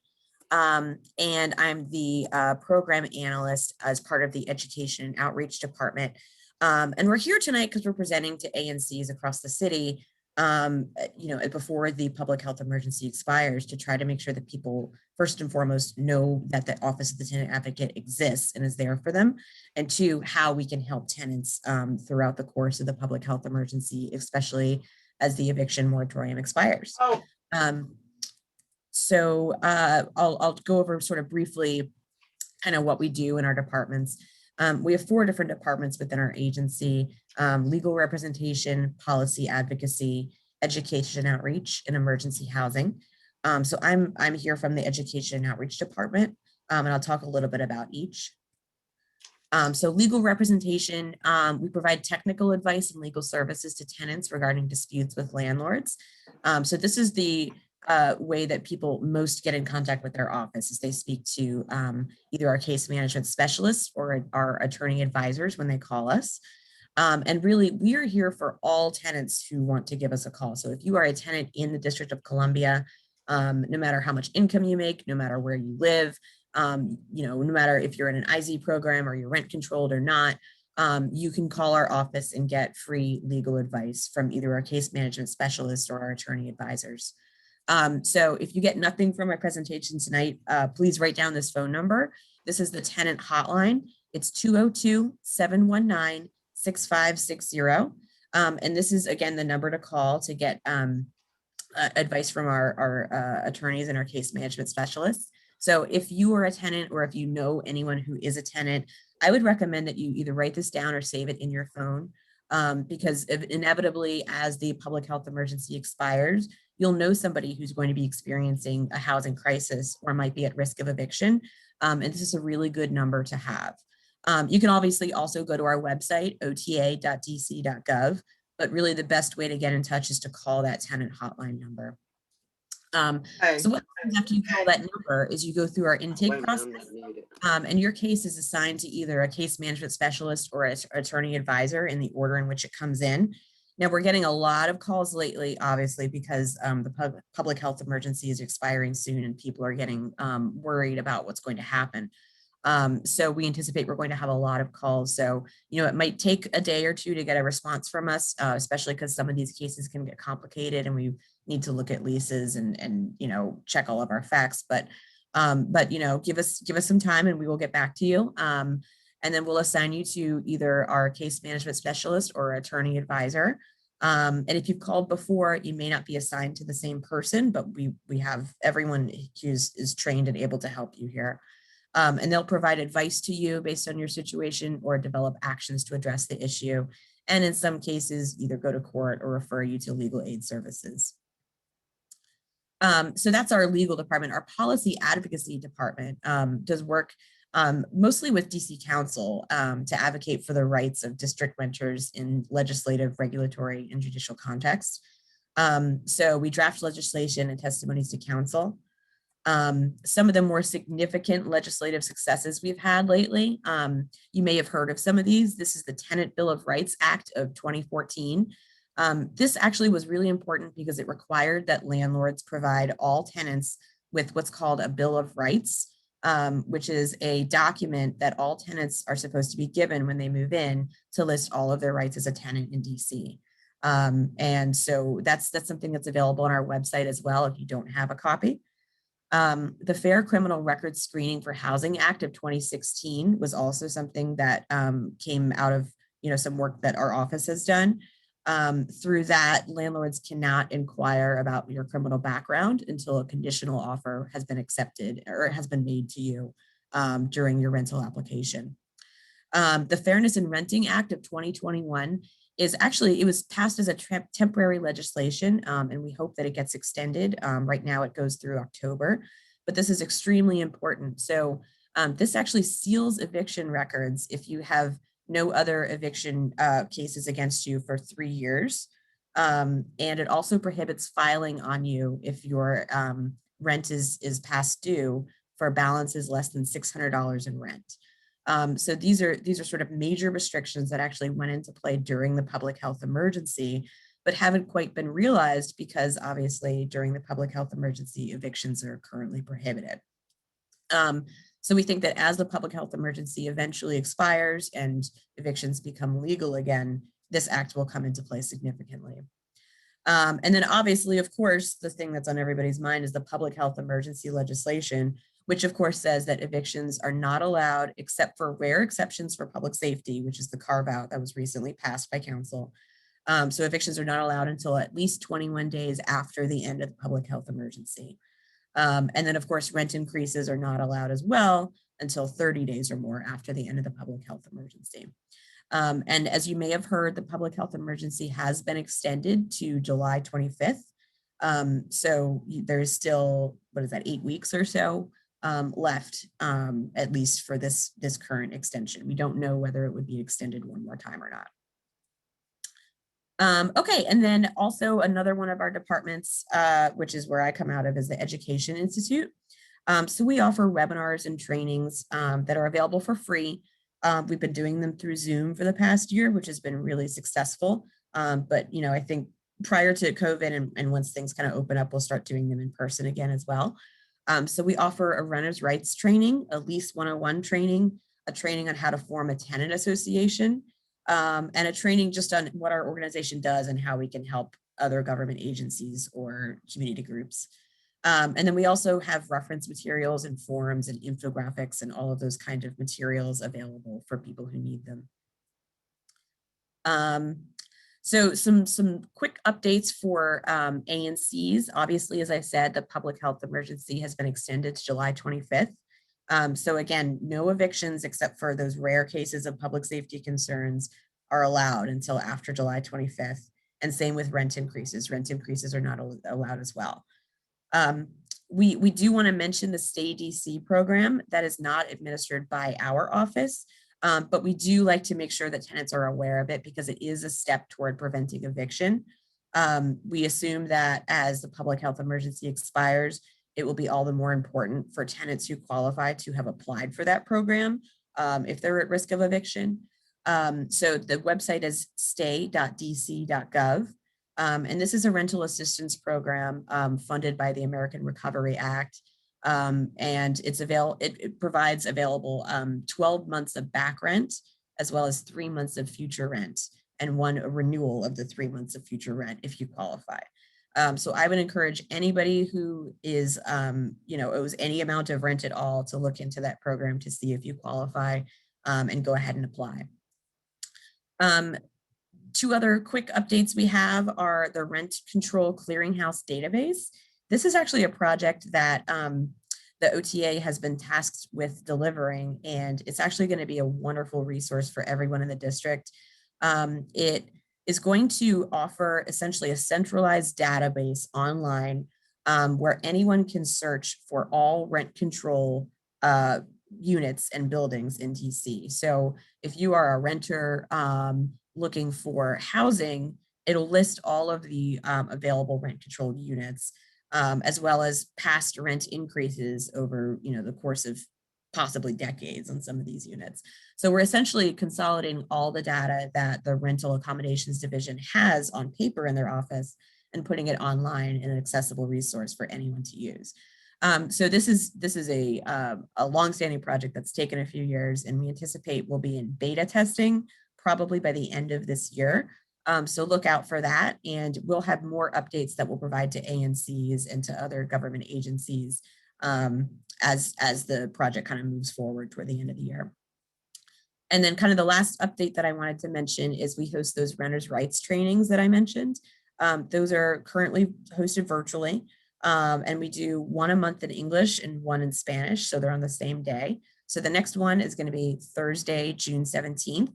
The English one will be at 5:30 p.m. and the Spanish will be at 10 a.m.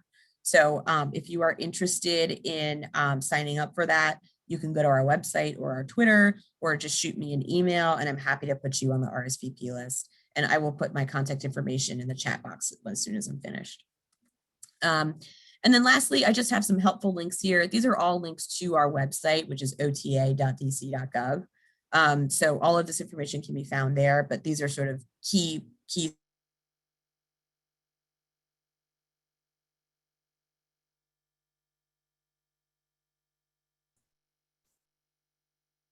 Did we lose your volume, Nicole? Yeah, I think she just froze. Okay. If that is the case, can we regain control of the screen or no? Yes. Okay. Thank you very much. Did anyone have questions? Obviously, if she froze, she can't answer them. So we will try to get her back, Aaron, Commissioner Palmer, and see if we can have questions answered. I don't know how we're going to do that, though. Gordon, do you think you can just promote her again? Yeah, I'll watch out for her. Okay, so she dropped off altogether? Okay. Yes. So in that case, we'll move to the next presentation and double back when she's available, okay? So the next presentation would then be the DC Office of Human Rights. And I believe Mr. Brown is already a presenter. Hello, good evening, everyone. Thank you for having me, ANC 4B. So my name is Asian Brown. I'm the Community Engagement Specialist with the DC Office of Human Rights. I'm gonna go ahead and share my screen. I have a very short presentation. There we go. And so essentially our office is the local agency that enforces the anti-discrimination law. So I'm just here tonight to sort of raise awareness around the different protections that we have in the city. Not a lot of people know that, in the areas of employment, housing, public accommodations, and then educational institutions, that they have protections and cannot be discriminated in different areas. And so our mission, OHR's mission, on behalf of both residents and visitors to the city, our mission is to eradicate discrimination, increase equal opportunity, and then protect civil rights through enforcement. And we enforce the main law that I'm going to be talking about tonight is the DC Office, or I'm sorry, the DC Human Rights Act of 1977. But we also enforce a number of different local and federal laws and statutes that I'll kind of touch on a few of those as well. So we have jurisdiction over pretty much anything in DC. That includes DC government, as well as the private sector. So that does include nonprofit corporations, so private entities, and also contractors. And essentially, if anything, if somebody faces discrimination in the district, our office potentially has jurisdiction and can look into that incident. But we don't have jurisdiction over federal government or the metro rail or bus system or the DC court system. So as you can see, we have a number of local laws that we enforce. Again, the main one is that DC Human Rights Act of 1977, but we do enforce a number of laws that were, both recently passed as well as outstanding ones. So the DC Family and Medical Leave Act, DC Parental Leave Act, DC Unemployment Anti-Discrimination Act, Protecting Pregnant Workers, DC Fair Criminals Record Screening.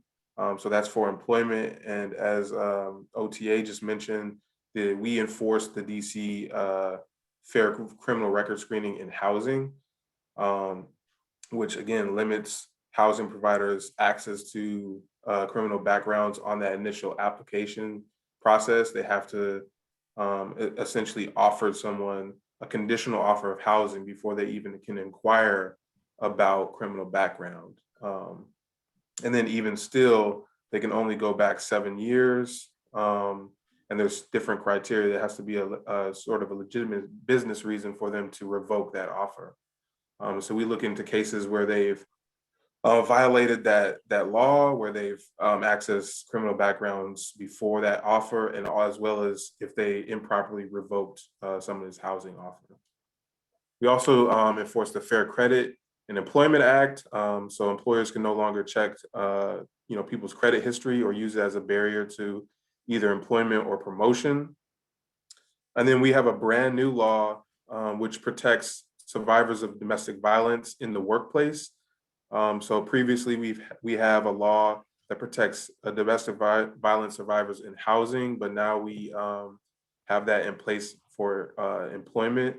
And so employers can no longer, take adverse action if an employee is facing any kind of domestic violence, sexual offense, or stalking, or is a family member of a victim of those offenses. We have universal paid leave. We have only a component of that law where we are taking on claims of retaliation. And then we have the tipped wage workers, where we're actually in the process of staffing up to provide trainings to different restaurants, particularly about sexual harassment. And then we also enforce the federal laws. They're more limited in terms of the protections they offer. So the federal government only has around 7 protected traits or classes. Like I said, the main sort of laws and statutes that we follow are the Human Rights Act in DC, which is far more progressive. But we do enforce the federal laws as well and work with federal agencies such as EEOC and HUD, Housing and Urban Development, on cross-filing and working with our federal partners. So in DC, there's 21 protected traits, which is, by far one of the most in the country in terms of the number of protections that we have for our residents and visitors. It covers everything from race, color, sex, national origin, religion, and I'm going to go through all of them. Disability. Again, that the most recent one that was added was DVSOS, which is victim of domestic violence, sexual offenses, and stalking. Family responsibilities, familial status. And once I'm finished, I'll drop a link to our website, which has definitions of each of these. So you can, if you're interested, you can get a more clear picture of what these actually mean in the areas that are they cover. So just really quickly, the OHR process.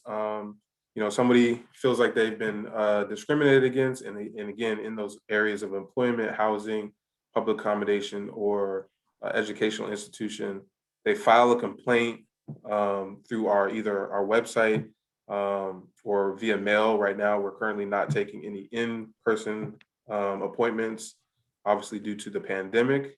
But as things open up, obviously that will change. But currently, we are only taking complaints through our online portal or via mail or email. We make sure essentially that we, in the intake process, that we have jurisdiction, that the incident occurred in DC, that it is covered by one of the laws that we enforce. And once that process is complete, we file a formal docket, or we docket the case, and it becomes basically formalized. Then we have mandatory mediation. So unlike going through a court process, where you can ask for mediation, our mediation process is mandatory. So both parties have to come together and see if they can resolve the issue before a full investigation.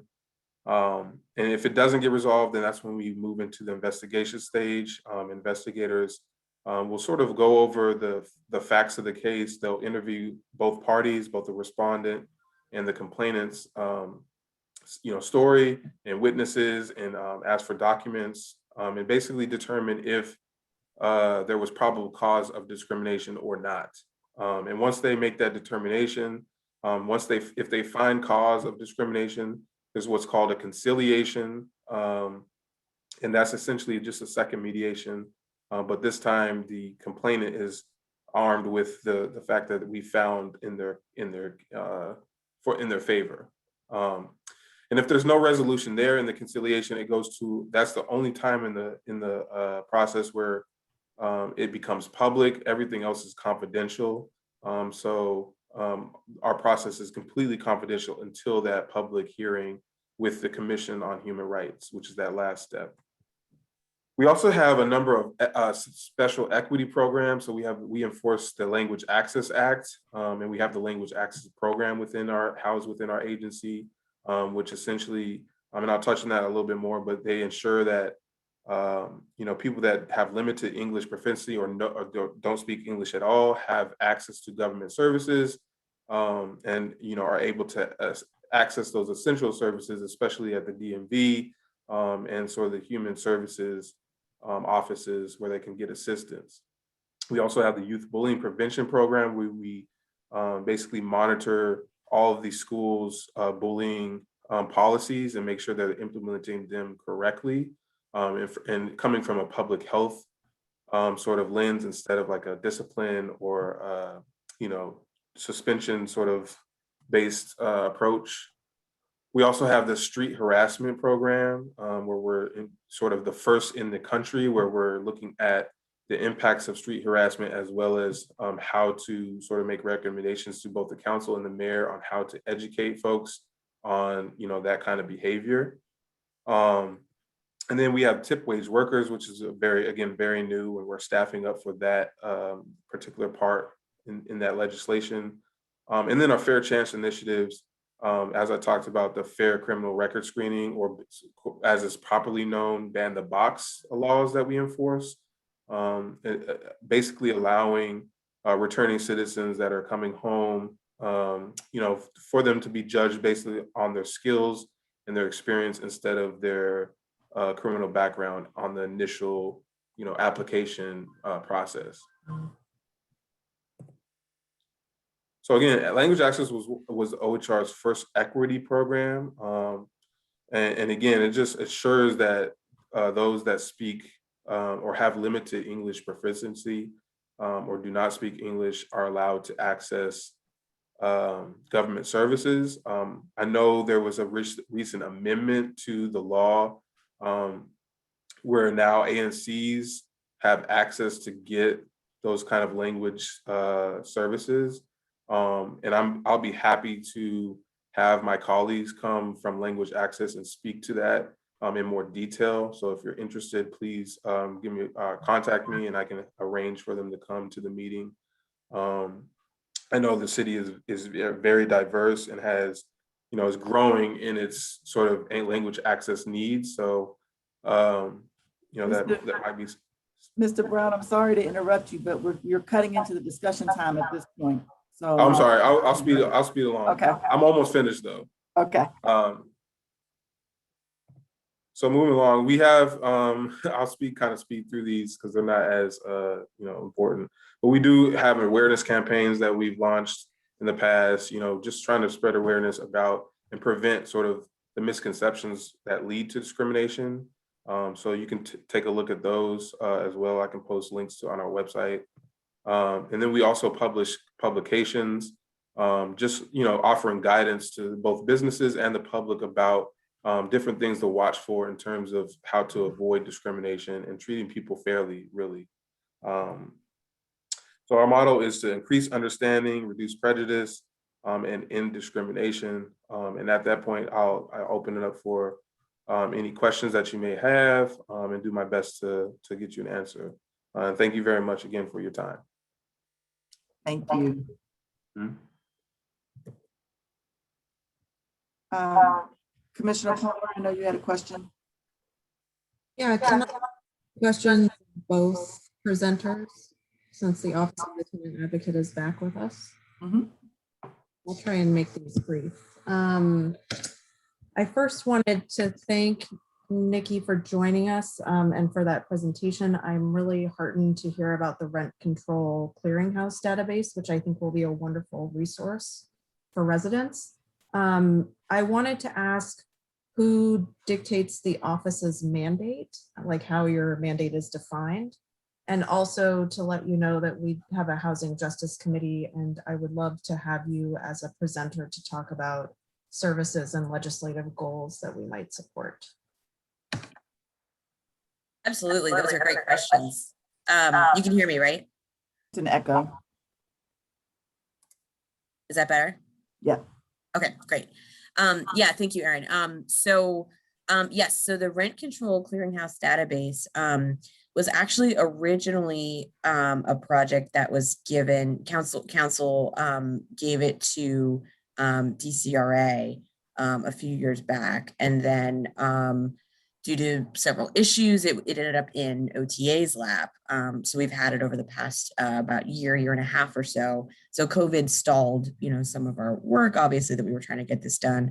But council has given us the mandate to take this on now. So we're really excited because I think this will benefit our renters hugely. This doesn't exist. Oh no. We lost her again. Yeah, it happened again. Okay, it's not meant to be. I have another question for the Office of Human Rights, if you'll indulge me. Yeah. Thank you also for joining us. These presentations are really helpful and very relevant during the public health emergency and as we're coming out of it. I was wondering if you could provide a little more detail on the language access enforcement, because I had read recently that it's not really enforced because of a lack of funding for the legislation. And I'm wondering if you can tell me if that's accurate and what the office has done to enforce language access. So that's both true and not. What I will say is that we haven't gotten many complaints for language access in the past because there was no penalties that were involved. So recently they changed the legislation where there are penalties now for the different agencies. So that might incentivize folks to actually file complaints. So it gives I think it gives the law a little bit more teeth in terms of our enforcement. That being said, I can give you the numbers. I believe in our annual report, we have the statistics on how many people have filed language access complaints and then what the outcomes were. I think typically with language access complaints, we try to mediate and get the person the services that they need first. That's kind of the main goal in that program, is to make sure that they're getting the services, because it could be something critical like housing or social service support, and so that's critical in them getting that access in that. And then the other side of that is just making sure that we're educating our sister agencies in how to deal with both LEP and NEP customers, in sort of sensitivity or cultural competency kind of training, letting them know that they cannot turn people away just because they don't speak English, or give them a hard time or not give them access to services for those reasons. And now that we do, I think we have, again, I think legislation, and I'm certainly, again, willing to invite our my language access colleagues to come explain more in detail because they're the experts. But recently, again, with the legislation, the amendment to the law, we have a little bit more, a larger budget, as well as, again, that the ability to fine our agencies and essentially recoup money for the complainants that file complaints. Thank you. Thank you. Are there any other questions, commissioners? Commissioner Huff had a question in the chat, actually. Okay. Do you also provide services for those that are deaf and blind? Was that for me, OTA, or I'm sorry? I'm guessing. Hi, it's LaRoya. Yeah. So it was for the Office of Human Rights. Okay. I know that you deal with, I heard you say, and tenant advocate too, because you deal with housing. But how are those people able to get services? Yeah, so we oftentimes, disability is actually one of our number one protected traits that we get filed under. So we do have services, interpretation services, both for like sign language or any kind of accessibility needs. Once they file a complaint, and if they particularly have any requests, we oftentimes have them call into the office or make an arrangement to come in so that we can provide those services. But we don't, essentially we rely on the public to sort of, that's kind of what I failed to mention at the end of my presentation, which I like to call out.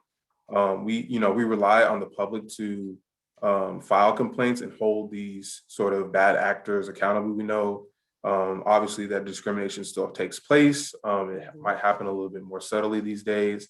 But and that's why we kind of rely on the public to again call out these bad actors and hold them accountable, at least take them to task. And so but we do, to answer your question, we do provide sort of accessibility services to those that need it. Awesome. Thank you. Thank you. Thank you both for coming. I appreciate it. There's one question in the chat. Go ahead. Griffin says, on personal appearance, does that mean employers are not allowed to fire an employee who dresses inappropriately or has visible tattoos? So personal appearance is pretty interesting. It's very broad. And I think it was intentionally made that way just so, we had leeway to sort of interpret. But essentially, according to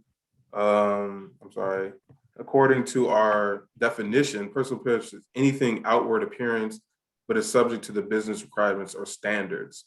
So dressing inappropriately might not be covered in terms of, it depends on the job that you're performing. If there's a uniform code, you obviously cannot violate that. But in terms of the tattoo issue, there's nothing, basically, how you express yourself outwardly is your choice. And so an employer cannot necessarily take adverse action against you if you have tattoos. Obviously, there's company policies and again, uniform standards. So if they're required to wear a long sleeve shirt and you're kind of rolling them up and you have tattoos, they might have the ability to tell you to roll them back down. But in terms of targeting you, particularly for your personal appearance, including tattoos, including piercings, including even sort of body size or shape, those things, we look into those things in terms of once they, are filed into our office, we take into account and we look into. I did also really quickly want to sort of do a plug for our human rights liaison training. So we do, obviously there's a lot to cover with human rights. And so I wanted to invite folks that wanted to learn more about what our office does. We do a 2-day training in terms of covering everything that our office does. And so if you're interested, you can sign up using the Eventbrite link that I'm going to drop in the chat. And again, thank you very much for your time. And I hope it was informative. Thank you very much. Thank you. Our next presentation is Julian Hipkins, the NAF Academy Director at Theodore Roosevelt.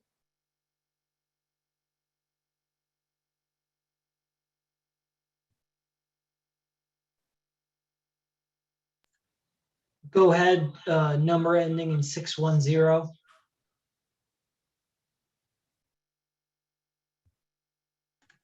*6 to unmute yourself. Okay. This is Jocelyn Johnson. Oh, man.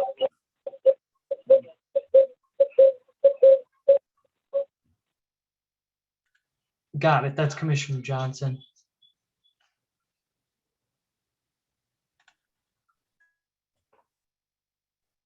Can you say that presenter's name again, please? It's Julian Hipkins.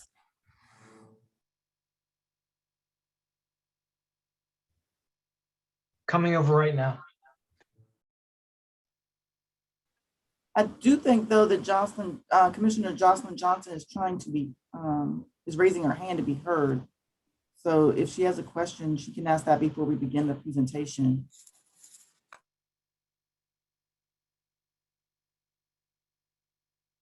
And if you're not raising your hand to ask a question, if you could just put your hand down.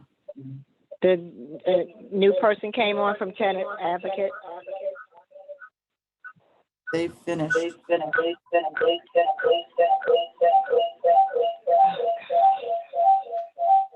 Someone new.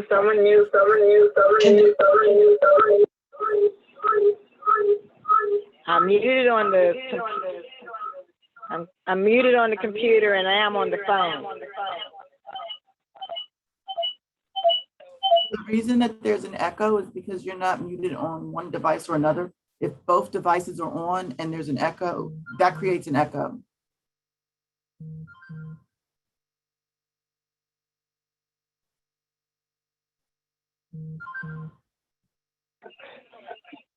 I'm muted on the computer. And I'm only talking from the phone.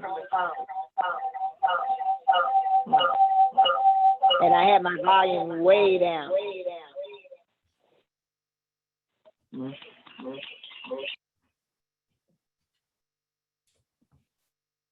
I think if you're going to call in, you need to turn the sound off on your computer and only use the audio from your phone.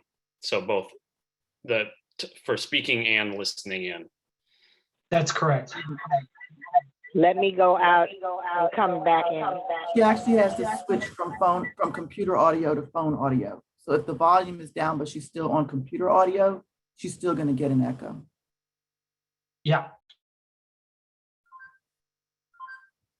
Okay, so can we then go ahead while you,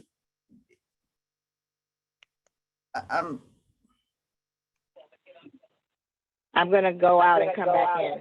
Okay, then we'll go ahead with the Roosevelt presentation while you do that. Okay. Mr. Hipkins, I'm sorry, go ahead. No problem. Good evening. Can you all hear me okay? Yes.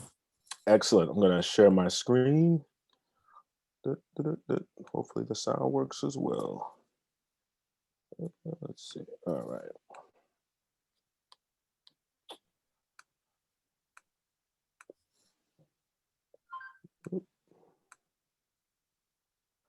All right. Can everybody see okay?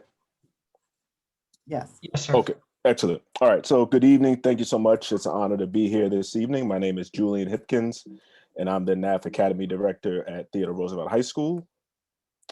This is me. Just a bit of information about myself. This is my 5th year at Roosevelt, 20 plus years in education, 15 years as a classroom teacher, 7 of which were at Capital City Public Charter School, which is in ANC 4B. So it's good to be back in a sense. BA from Morehouse College, MAT from American University, taught English in Japan for 8 years, and I live in Petworth with my wife and 2 wonderful daughters.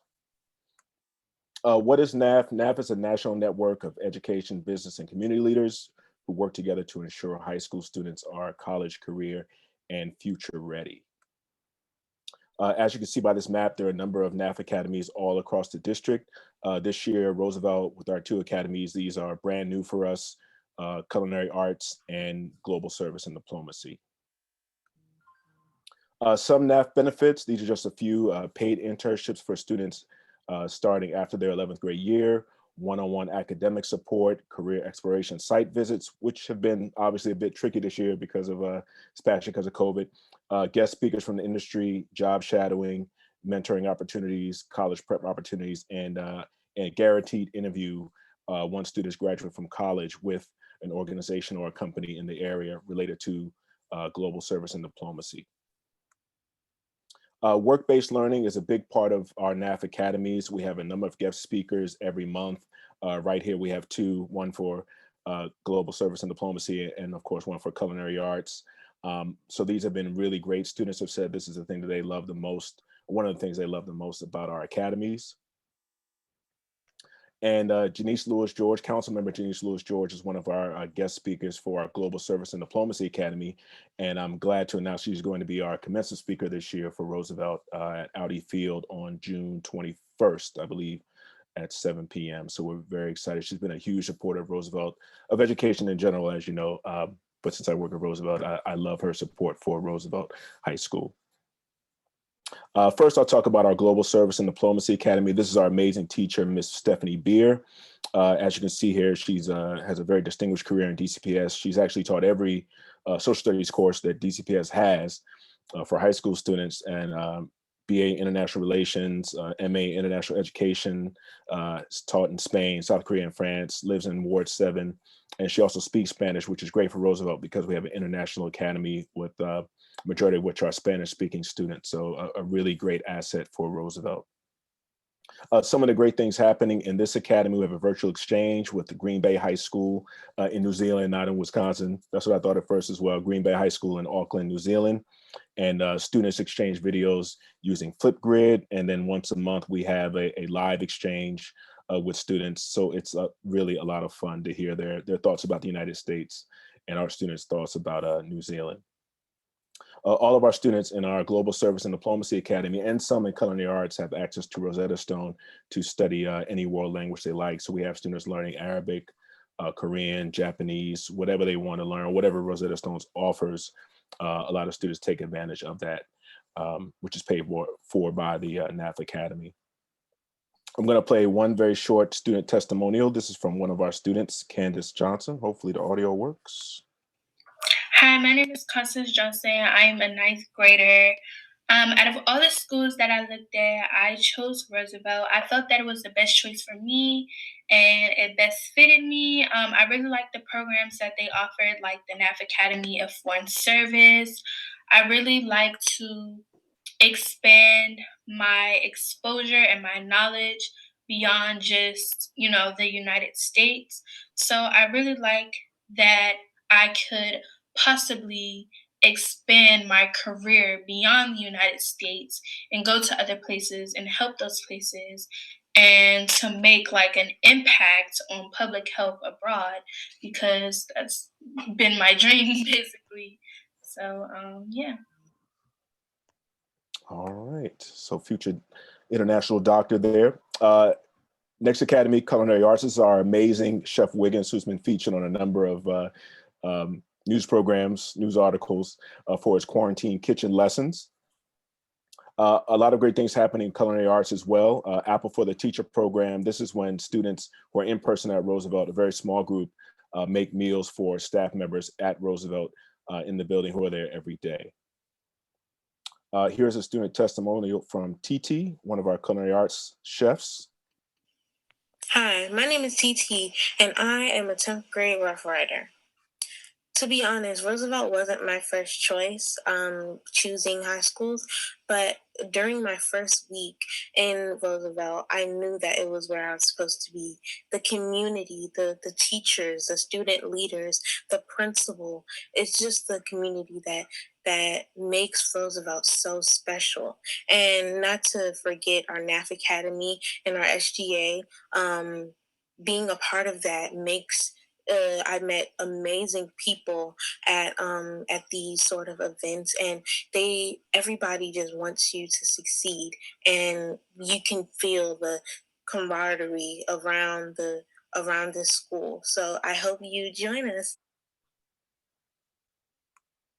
All right, and almost to the end here, we have a school garden. This is the before picture of our garden area. And like I said, this is my 5th year at Roosevelt, and this area has looked like this most of my time there. But students cleared it out and started planting, I think 2 weeks ago. And I've heard some of the plants are already starting to sprout maybe 3 weeks ago. And we're looking to use the fruits and vegetables that are grown here in the culinary arts program. So very excited about that. Finally, I'm going to put all this in the chat in a second. Social media, I try to tweet and post things on Instagram as much as possible. There's my contact information that'll also be in the chat in a second. I'll also put a link to our newsletter. We put a newsletter out every month. Also, I'll put a link in for volunteers. If you're interested in being a guest speaker, you have a background in culinary arts or global service and diplomacy, we're always looking for guest speakers. Also, I'll put a link in for you to share with any students, or if there are any parents that are on or interested, you fill it out, I will reach out to you and share more information. And if you're in our boundary, all you have to do is come in our geographical boundary and fill out an enrollment packet from 10 to 2, Monday through Friday. And if you're outside of our boundary, you can apply online for the lottery. And just in case you weren't sure, this is a map of our geographical boundary, feeder boundary for Roosevelt. And there's a very small part of 4B05 that is in Roosevelt's boundary. And with that, any questions? I'll stop sharing my screen. Commissioner Yates. Hi, thanks for coming and presenting tonight. I appreciate you hearing about this. And I was just curious, since Coolidge also has an academies program, I was wondering how it works between the two schools in Ward 4, what you coordinate, how that works, ensuring that we don't duplicate and that our children end up where they need to be for the services they want. Right. Well, as far as I know, Coolidge, their academies don't overlap at all with Roosevelt's. Actually, we're thinking about coordinating with them because they have a mass media academy, I believe. And I was actually talking to somebody a few weeks ago about, Roosevelt, we need to come up with some videos. So reaching out to Coolidge and finding out how they can assist us. So really looking forward to working with our uptown cousins, Coolidge. So it's mass media and it's medical, I believe. So we have culinary and global service and diplomacy. So really there are a lot of ways for us to collaborate and not overlap. And actually our global service and diplomacy academy, it's the only one in DC and I believe in the DC DMV, specifically for global service and diplomacy. All right, are there any other questions? All right. Well, thank you very much, Mr. Hipkins. Thank you. I'll put this information in the chat right now.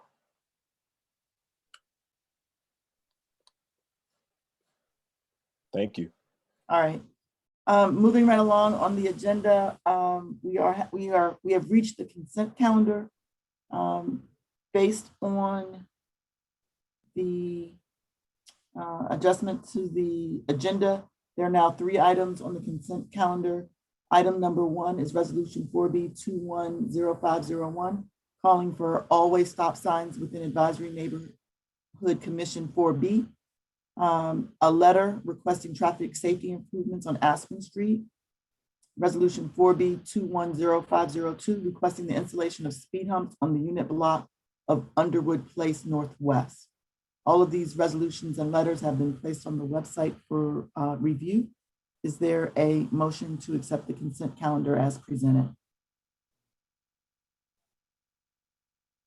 I make a motion that we accept the consent calendar as was read. Thank you. Is there a second? Thank you. All in favor, please raise your hand. Commissioner Huff and Commissioner Jocelyn Johnson, I can't see your picture, so you're gonna have to speak. Sorry. Aye. Thank you.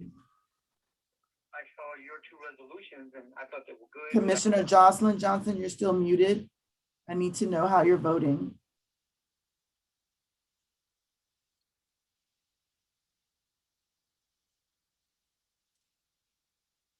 Okay, now? Yes. Hello? Okay. Yes. Okay, Is I that a can't yay see or a you. nay? What was your question?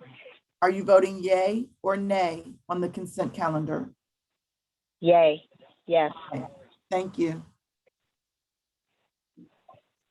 Since you're on the phone, did you have any other question that you needed to ask before we move to the next resolution? Yeah, well, I was trying to get on my questions on the tenant advocate. Is that person still on the line? No, Oh, they're not. all right. Okay. They left, we have two email contacts that I can share with you, Commissioner Johnson. I'll email them. Oh, thank you. Okay, that'll work. Okay, good. All right, the next resolution is resolution number 4B210505, supporting Piney Branch Road Traffic Calming Improvements Project. Commissioner Yates, you have a 3-minute presentation and a 3-minute discussion. Yeah, I have a very brief overview of this, given that we had DDOT at our April meeting to discuss this, and that they attended a community-wide meeting on May 6th as well to overview the plans, but I'm going to go really quickly and talk about them again, just in case folks weren't able to make them.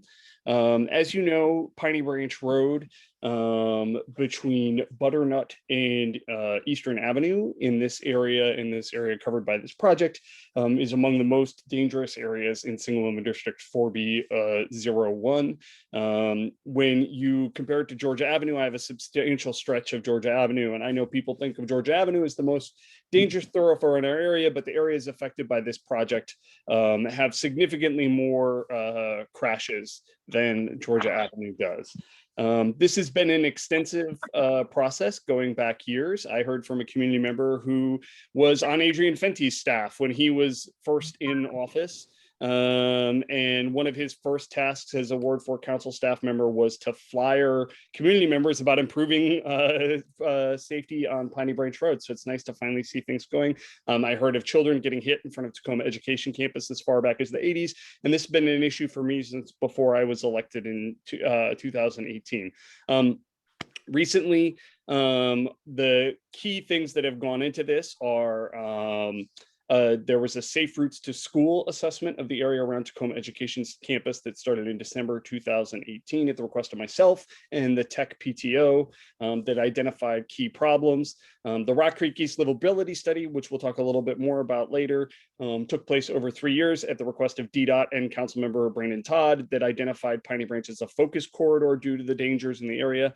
And then a year ago, almost exactly a year ago, after a fatality on the road, there was a unanimous resolution from ANC 4B that requested a lot of the changes that DDOT is proposing to implement. Now I'm going to switch really quickly on which tab I'm in. Give me just a moment.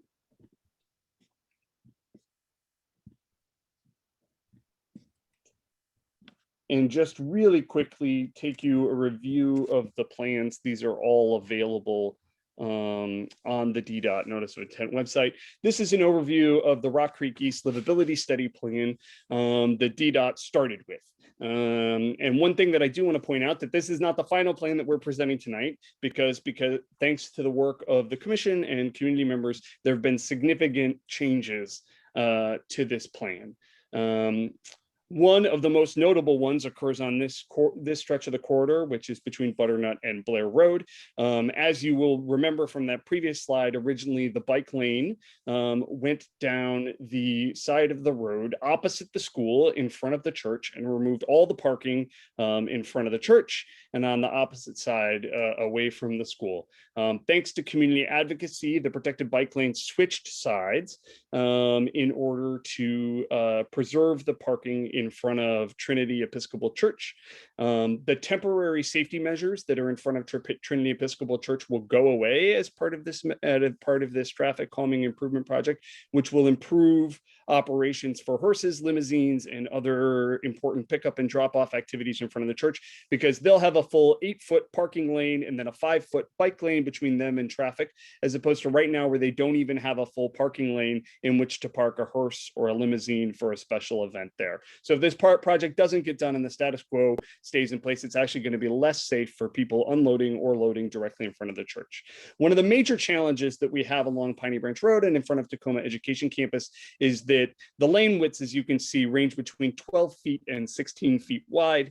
That's the width of lane that they use for highway interstates, traffic moving 65 to 75 miles an hour. So we have to find a way to narrow the road width. And as you can see in this picture, the parking is dramatically underutilized. And in fact, the stretch in front of the school is no parking 5 of the 7 days of the week. So it turns into a de facto extra driving lane and encourages high-speed traffic. By permanently narrowing the roadway through the use of concrete bollards, you provide extra protection between school children and encourage the slowing of traffic, prevent the illegal passing maneuvers, and return to neighborhood width 10-foot driving lanes while still having ample parking for all the community members. This is an overview right here of quickly of some of the safety improvements to prevent high-speed turns on Butternut Street by doing curb bump outs so that drivers won't be able to whip from Piney Branch to Butternut. This is an overview of what we're doing across from Tacoma Education Campus, where 6th Street will convert to one-way northbound with back-end angled parking. That will provide additional parking actually closer and a safer journey for people who are maybe used to parking across the street. They'll be able to angle park in along that stretch right here and walk to the church. In addition, Tacoma Education Campus, the principal there has graciously allowed Trinity Episcopal Church to use the school parking lots on Sundays for additional overflow parking if necessary to alleviate parking concerns there. This one may be a little bit confusing, but this is the intersection with Dahlia. As you can see, this median here and these hash marks that are currently restricting the operations in front of the church are going to be removed, right? And you'll have full width parking directly in front of the church to allow for hearses and limousines and things of that nature. There's going to be no changes to any of the legal parking along Dahlia Street alongside the church, which is already the conditions there. As you can see, the road gets even wider and has even more underutilized parking, so much so that they are able to retain a lane of parking and add 2 protected bike lanes as an effort to narrow the lanes, because it gets even wider from there. As some of the parking lanes, it's now 16 feet wide, which encourages, once again, speeding and reckless driving. This is a side project that's occurring. This is another dangerous intersection due to sightlines and was another focal point of crashes. This is where Dahlia Street, 5th Street, and Blair Road intersect. There'll be a closure of access between Dahlia and 5th to Blair Road. And there'll be the addition of a new crosswalk for pedestrians. In addition, through a Transportation Alternatives Program grant, there is money for a ground mural to go into the curb extension there that's done by a local artist to improve and beautify that stretch of the street for the community. In addition, at the request of Reverend Harmon, DDOT has agreed to study making Dahlia Street one-way eastbound and 5th Street one-way southbound to provide a one-way circulation pattern going forward. And I will just say, from my experience, we had a May 6th meeting, which more than 50 people attended and went through the plans in detail. The comments were overwhelmingly positive. More than 60% of the people who commented were in favor, and more than 70% of the people from ANC 4B who commented were in favor of this project. We had this presented at our April 26th meeting. No one spoke in opposition. I've been receiving emails from 4B01 and other constituents of ANC 4B, and they're running about 7 to 8 to 1 in favor of this project. And also, I'll just point out that the comment period for the notice of intent ends before our June meeting. And so if we don't take this up tonight, it will move forward without the commission weighing in, most likely one way or another. And that's the brief presentation on the Piney Branch Road traffic calming project. And now I guess people can comment. Commissioner Palmer. Yes, thank you. I just want to make a brief note, since portions of this border on single member district 4B02, including Piney Branch and Butternut and 6th and Cedar, and many of my residents have children who attend Tacoma Education Campus. I heard from several folks in my single member district who were all in support of the project. based on the need to slow cars along Piney Branch Road. It also complements changes that are proposed and going to be implemented at Piney Branch and Whittier and 8th Street. That's all. Do any other commissioners have comments? I do. I'm trying to, this is Jocelyn. Go ahead. You just Okay. muted yourself. Okay, go ahead. Okay, all right. I assume that this is, I can't see since I'm on the phone, so I don't know what you showed on your screen, but you've covered a lot of territory, but I'm like Commissioner Brenda Parks. I think that the one thing that seems to be missing is the key for having a traffic light. It needs to be there, and it seems to be kind of a sorry answer to say, well, there's lights on different corners or nearby corners, when all throughout DC they have lights on every corner where they want to put lights on every corner. And I think that that's the piece that's missing, because there's a safety issue that I think a light would be helpful in addressing. I'm not sure why that's not talked about, or did you say it and I just can't see it? So I I would just say, Commissioner Johnson, I don't disagree that a light would be helpful. We're retaining the rapid flashing beacon that was installed in response to our June resolution that is already in place there. So there is essentially a pedestrian activated light that is there. I wish DDOT would put a light in there, but one of the issues for me also is that there are traffic problems all along the corridor, right? From Butternut all the way to Eastern. People speed and drive recklessly along the whole length, and an additional light at Dahlia and Piney Branch won't solve, the crashes that are occurring under the underpass by the Metro Rail, where I'm cleaning up the, wreckage of vehicles whenever I have a cleanup in that area. So I don't disagree. I would just say that I don't think it's worth holding up this whole project for a light. And I also think that it's important that we do the whole area and not just focus on one single intersection. Well, I guess the only, my response would be that the light is a problem and needs to be paid attention to, since that was where the accident was that killed the pedestrian. So I get it. I hear what you're saying about under the underpass and all of that, but the person got killed there at Dahlia and Piney Branch. And that is a problem. If they're zipping and running and ripping and racing, I don't think that can be underestimated, and it can't hurt to do that. And I don't think that's a good enough excuse for DDOT to say lights are everywhere on every corner, since the accident occurred there. I know. I was going to, give me 1 second. Let's, I believe that Commissioner Jocelyn Johnson is finished. Is that right?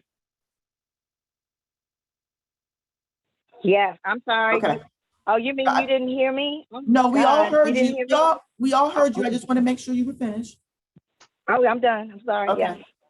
Commissioner Tiffany Johnson had her hand up. Commissioner Parks, I'm going to let her go next, and then I'll let you go. Okay. That's fine. I just wanted to thank Commissioner Yates for all his work on this. It's been extraordinary. I know my constituents have been anxiously waiting because we all use that corridor regularly. So thank you for all the hard work on this. And if there's anything that you need going forward, we're happy to assist. Thank you, Commissioner Johnson. Okay, Commissioner Parks. Yes, I wanted to say this is that I'm not saying I'm not for going forward with this, but I think that a stoplight would be better. And even though Evan wants saying that this, due next month, we either need to do a special meeting or we can table this on the next 3 weeks to make sure that everybody's informed how this is supposed to go, because I'm still going to say, if we don't have a stoplight there, people are still going to be, they're going to be casualties that's going on. I just don't see it. I really don't. We talking about life and death here, but then we are talking about safety And then we are talking about bike trails, and we're talking about parking. And all of what we are talking about, life and death should be the most important thing. There need, I don't care about DDOT. I will go against DDOT myself. There needs to be a stop light there. And I travel there in, I know 3 or 4 times a week.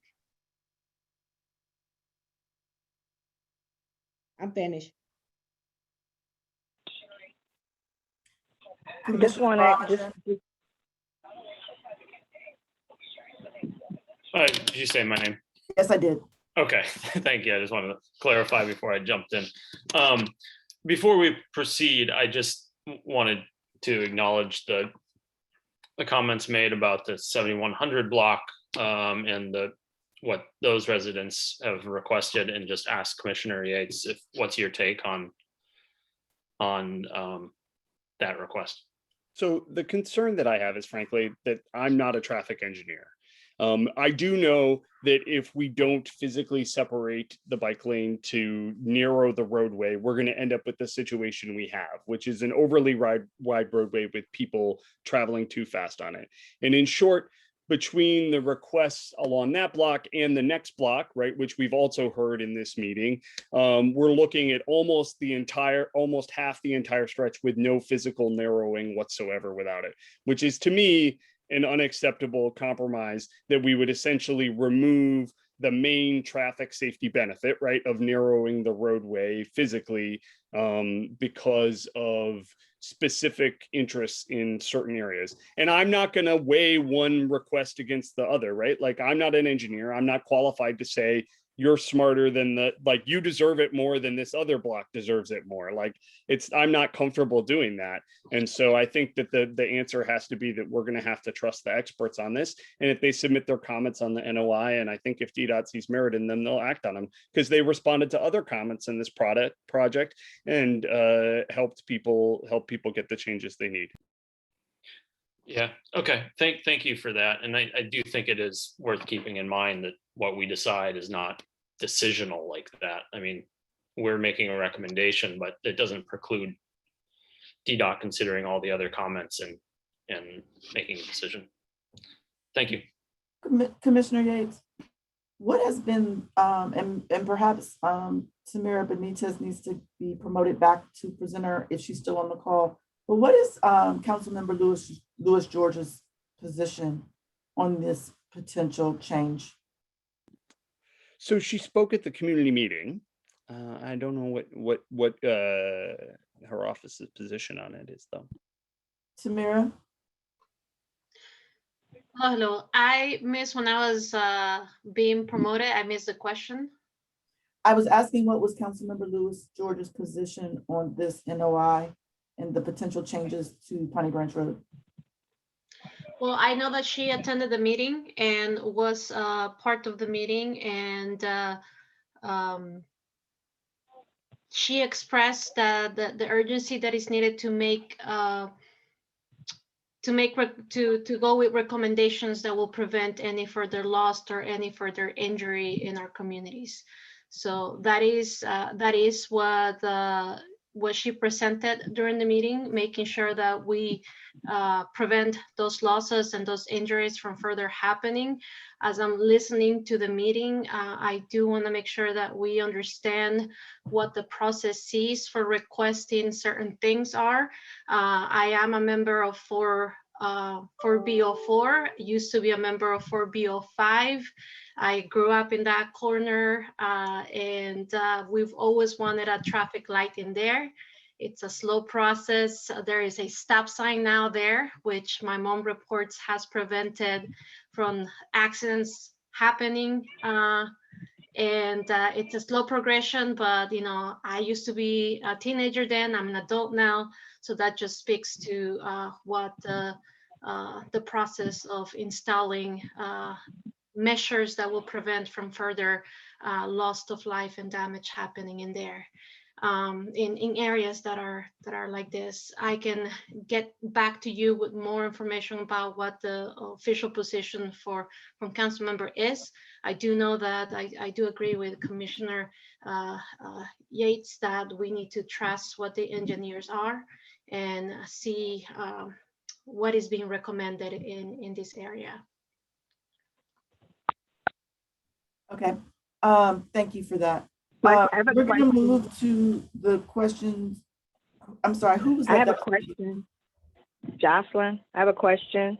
Go ahead. Is it what I didn't hear Commissioner Yates speak to what Brenda asked about having a special meeting to address this, because this is about a life or death situation. It can't be bike lanes, parking, and all the above is important. I get it. But so is the loss of life, and none of that is going to stop people from speeding and driving recklessly like they do. And there's a light at Blair Road. So you need, if you have to have a light there, you need to address it. So what about a special meeting to address that and hear from everybody? So I would not normally be opposed to a special meeting, but this is the third public meeting in a month on this topic. DDOT came to our April 26th meeting and presented and offered opportunities for questions and comments there. They held a project specific meeting, which I provided the information of all of you to attend May 6th. And there was an opportunity. We went a half hour over time, making sure that every question had a chance to be answered. And this is finally the third public meeting on comments on it. To be honest, when we've heard about a project for 3 times, or even longer than that, when you add in the 3 meetings, the pop-up study and the community feedback portions through the Rock Creek East livability study that occurred, the more than a dozen walkthroughs I've held of the community area, the individual meetings I've taken with constituents on it. I'll be honest, like this, there have been a lot of meetings about this project. There have been a lot of meetings. But one more meeting would kill it? Is that your point? I think at some point, that there's not much value in adding another meeting on a string of meetings that have been going on for almost a year. I left off that list our regularly noticed June 2020 meeting, in which we talked specifically about these plans and considered a resolution that mentioned them and specifically cited a lot of the improvements that are being made here at that meeting as well. And I understand. I guess maybe now it has hit everybody's radar screen, and it seems that you're hearing from the residents who spoke earlier as well as us. I don't think that it could hurt to do that, because it is a death situation that prompted all this conversation in the first place. I want to rebut that, first of all, myself, as someone who requested a traffic safety study involving the Safe Routes to School program in December 2018, 2 years before anybody died. It was not prompted by a death. A lot of people in this community, and a lot of people who I see lined up with their hands up to ask, saw this coming, were worried about their children. And to the idea, once again, I will reject, just like I did earlier with Commissioner Parks, the idea that somehow that this is dealing with a specific instance or a specific intersection. This has been a years-long effort to calm traffic along this entire corridor. Okay, but I mean, I guess I hear you, but what is the problem in doing it now that everybody has finally, it clicked and everybody's got it and they want to talk about it? I get what you're saying, but it was a death that has happened since then. So I would welcome next month a resolution in support of a stoplight, and I would vote for a resolution in support of a stoplight, and I would bet it would pass unanimously, and I encourage you to offer such resolution. Okay. But that doesn't, but you're saying as far as this tonight, we're not going to table it, we're just going to roll on. To heck with what folks are I am saying. not intending to table my resolution, no. So there's still residents, you can't see the screen, Jocelyn, but there are a couple of residents with questions. So I have purposely allowed there to be plenty of conversation about this because I don't want anyone to feel like they went unheard tonight. So I'm going to ask each of these residents that has a question. If it is a question or a statement that you have already made earlier tonight, I'm going to ask that you not repeat it at this point because it is already 9:45 and we still have maybe 4 more resolutions to go. So if you have something new to add to the conversation, I'm happy to hear from you. Otherwise, I'm going to ask that you put your hand down. Okay. Gordon, can you acknowledge the residents with questions, please? Yes, Jenna, you should be able to unmute yourself. Hi, my comments are not, this is the first time I'm speaking, but my comments are really echoing the statements of lots of other people, and I will put my full comments in the chat to save time. But essentially, I appreciate that. I am a Tacoma Education Campus parent. We live at 9th and Elder. Our kids spent 5 years collectively at Mi Palacio and daycare. And for years and years and years, we've felt unsafe crossing at Dahlia and Piney Branch. And we are really grateful for the progress that has been made in the last couple of months around finally making some changes. We're grateful to Evan and to the ANC and absolutely support the resolution. And I'll put the rest of my comments in the chat. Thank you. Thank you.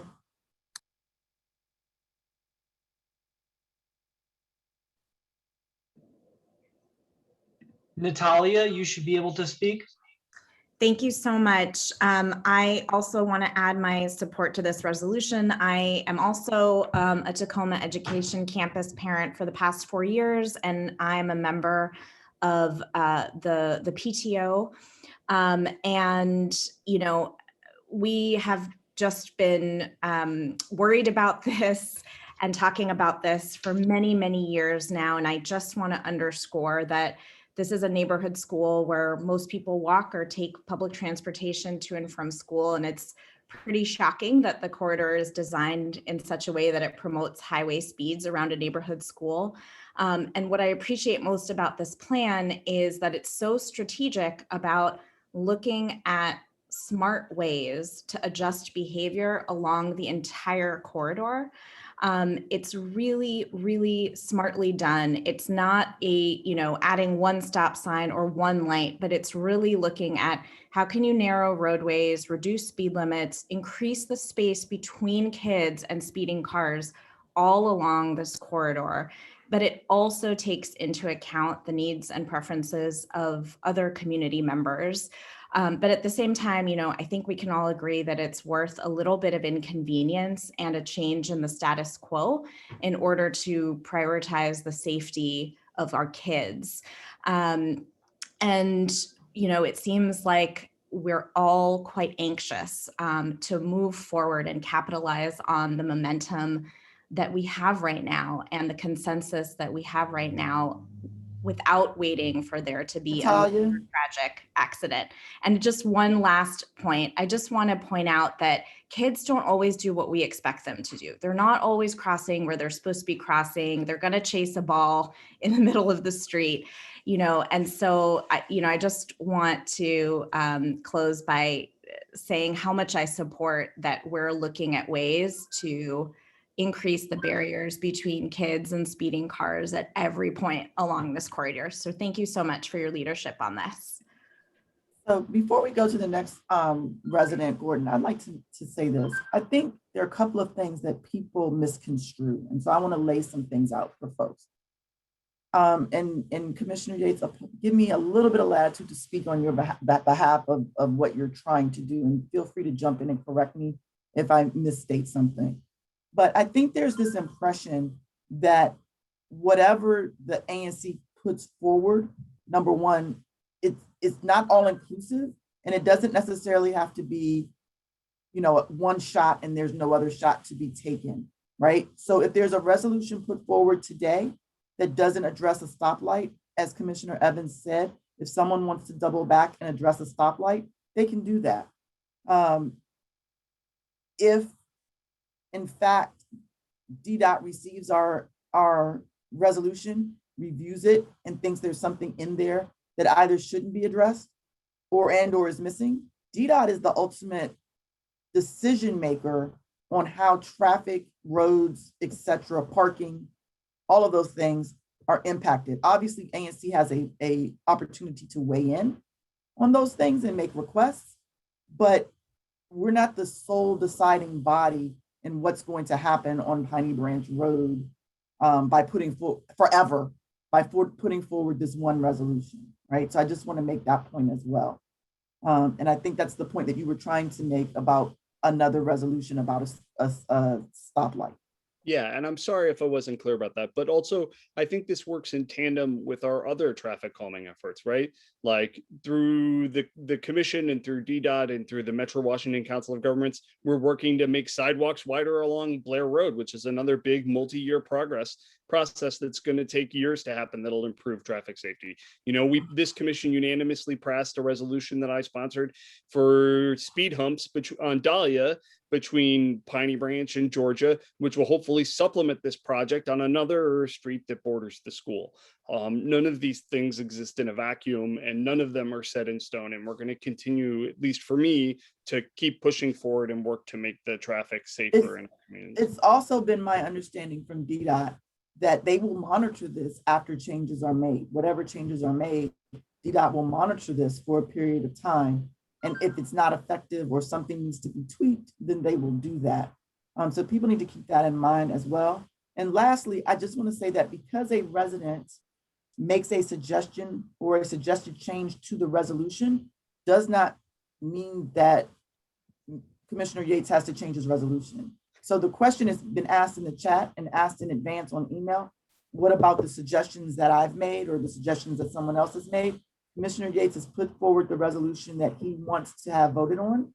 It exists in the form that he wants it to exist in.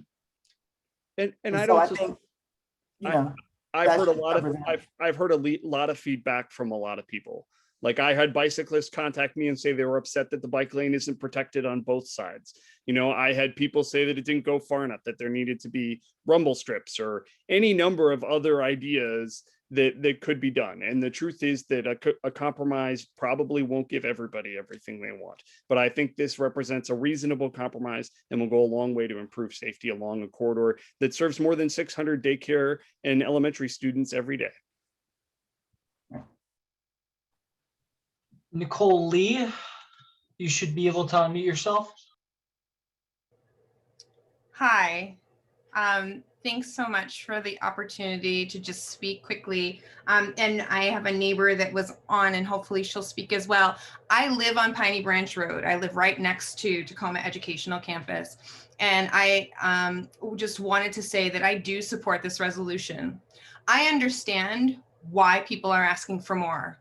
I'm front lines of this. I work from home. I see this every day. And certainly when we had that horrible loss of life last year, it was shocking, but not surprising. Because in the time that I've lived here, I have seen so many close calls with strollers, with elderly people, just trying to get down Piney Branch Road. I will say that even with the safety precautions that have been put in place since that horrible killing, we are seeing traffic slowing. So I'm already seeing the effects of how having narrower lanes is slowing down traffic. I can certainly understand the conversation. I actually don't know practically how the light would work at Dahlia, but here's the deal. Real people live on Piney Branch, real kids go to school. This really can't wait any longer because I don't want it to wait so then it's my kid that gets hit. I think that there's a possibility of walking and chewing gum at the same time here, that we can get this resolution passed as was just stated. Sorry, I'm saying what I was going to say even before you spoke. But then also if we need the light, we can continue to push for the light. I'm really pleased that the needs of the church have been taken into account. That's important, but that safety still remains paramount. And I can speak as someone who lives on Piney Branch Road. I'm willing to give up my parking spaces in front of my house. I'm willing to give up a lot for safety. And I really hope that others are willing to give up something as well in order to ensure that we are safe. Thank you. Gordon, would you please elevate the phone number ending in 197, please? Sure, that person should be able to unmute themselves. Ms. Molina, are you there? While she's unmuting herself, Ms. Molina is the DDOT representative involved in this process. If you're there, please unmute yourself. Sarah, it should be *6. Sorry, can you hear me now? Yeah. Okay, good. Thank you. So yes, thank you, Commissioner Brooks. for allowing me to quickly speak. I just wanted to say that safety is the paramount of this project. It's at the forefront of why we prioritized and moved forward with the sending the NOI for this project. We worked very closely with the community and the ANC through the livability studies and having conversations about what kind of safety implementations the community wanted to see along Piney Branch.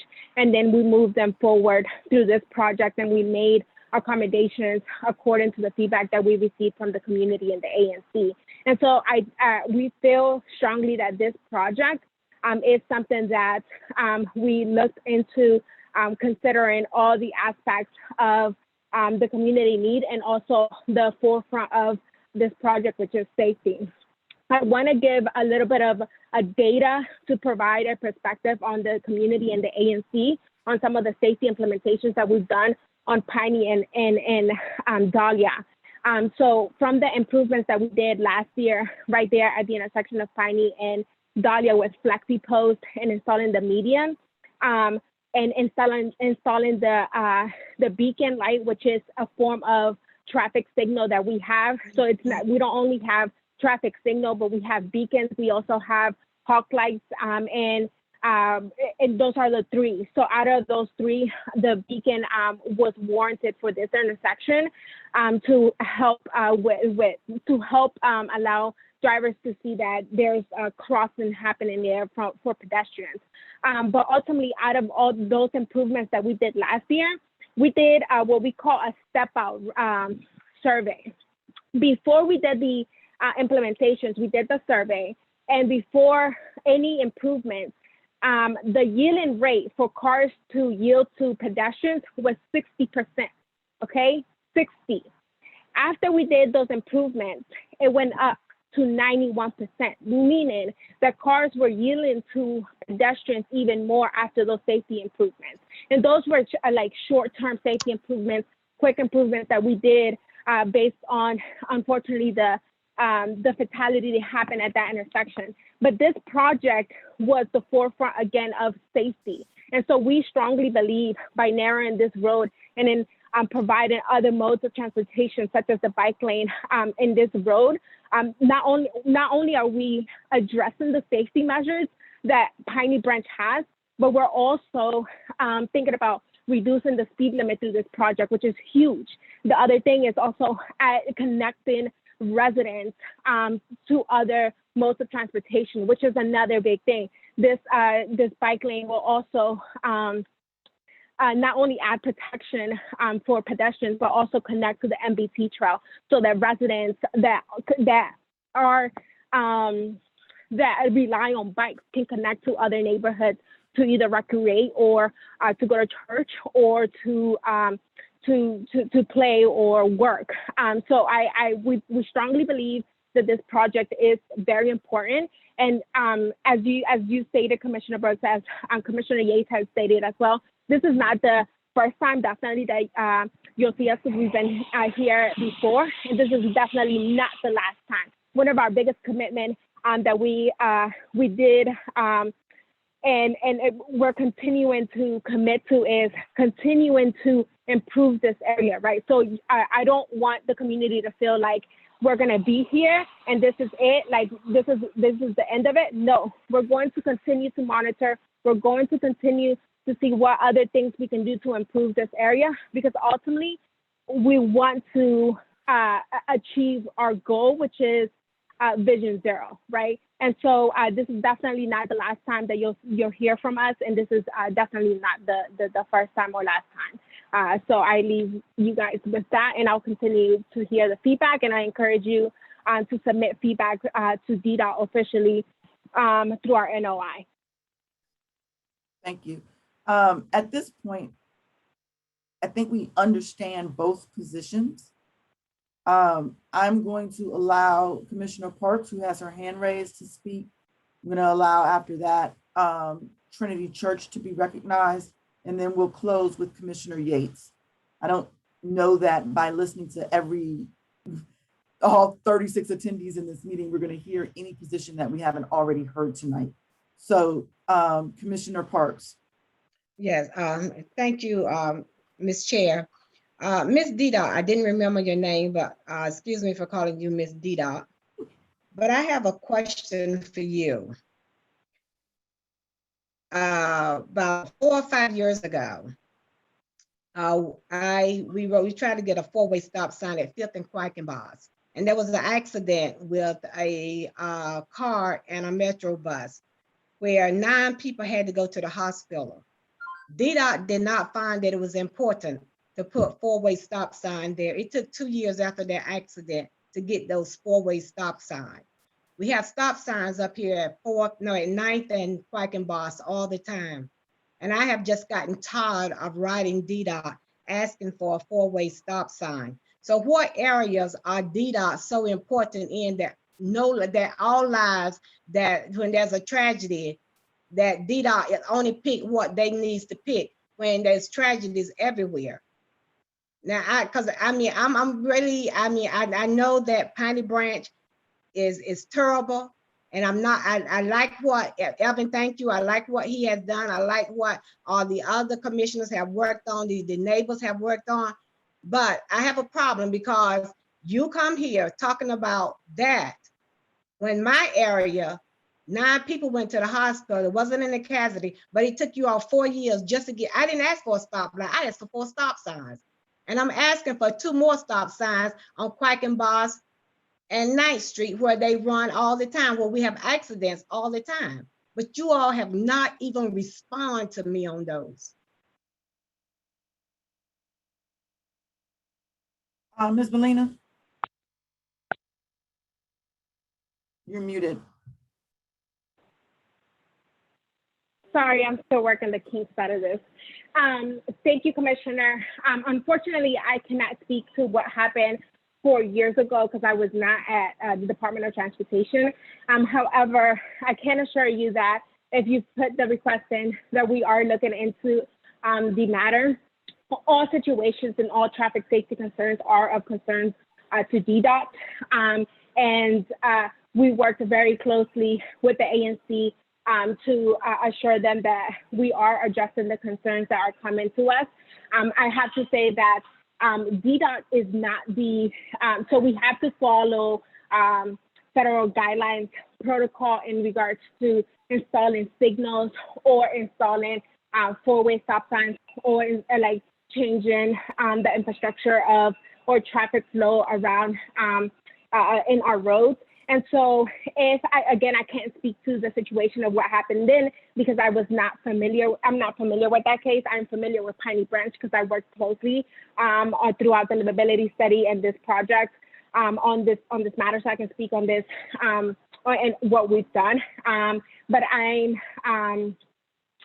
can definitely go back and look into seeing what happened. But if it was denied, it was probably because it was not warranted by federal guidelines. And I'm happy to send you those guidelines so that you have it and that you're aware of those guidelines that we must follow and abide by. We have to give the federal guidelines our reasoning as to why we're installing either a signal at an intersection or a four-way stop sign at an intersection. All right, thank you. I will get in touch with you. Thank you so much. Pastor Harmon, you've been waiting patiently. Do you have something new to add? Yes, indeed. Thank you all again. I just want to say that Trinity Church supports the narrowing of Piney Branch Road. We have no problem with that. In fact, it has been our constant recommendation for over 20 years. In fact, we have reached out to DDOT 20 plus years ago without any cogent response. They have ignored us. We predicted that someone would have been killed there. The rapid response is appreciated, but we know that providing protective bike lanes is not the best option for that. You can use bump out sidewalks for that purpose.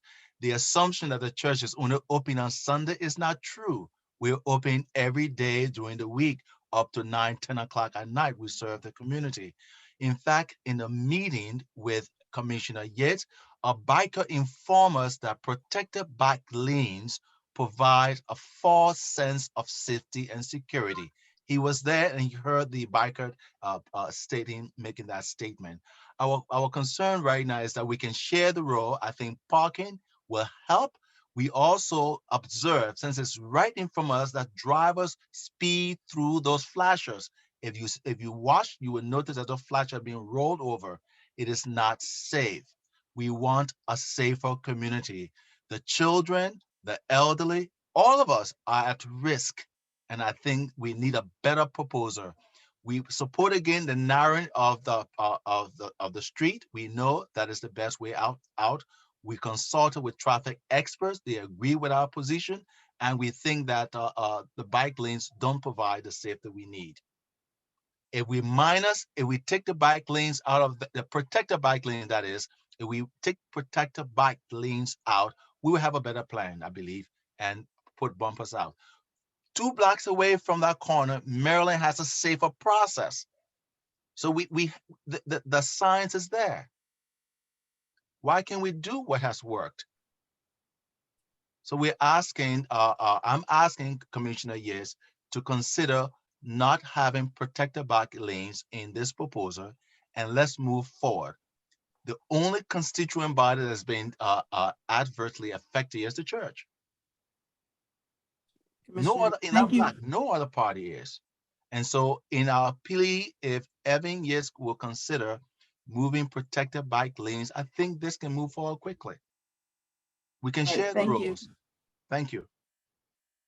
I want to thank Reverend Harmon for his comments, and I actually am I appreciate it. You're right. There was a bicyclist from Silver Spring who did stop in the meeting and weigh against bike lanes anywhere. He said that biking is dangerous, and that if you're going to bike, he tells people that they just have to be aware that it's dangerous.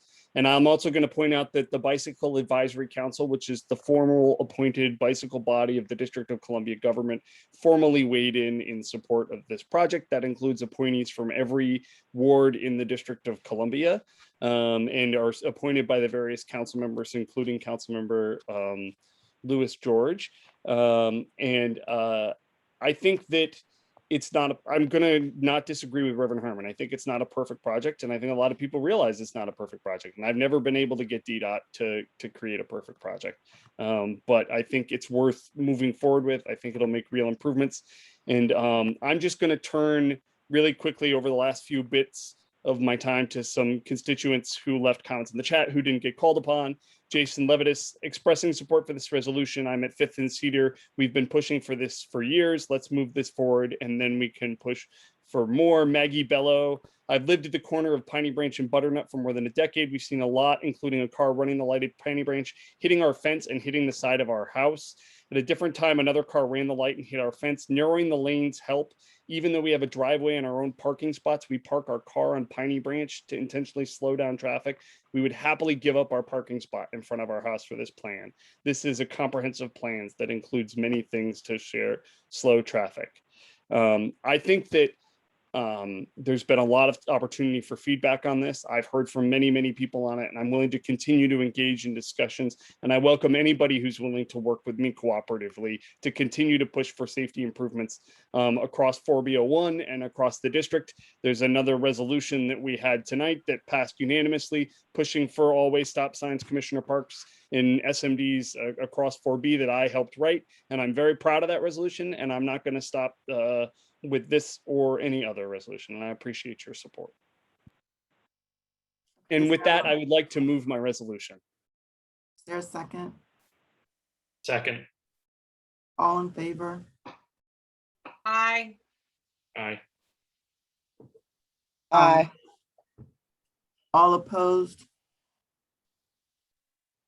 May I ask a question, please? There's a motion on the floor, you have to vote. I oppose. Thank you.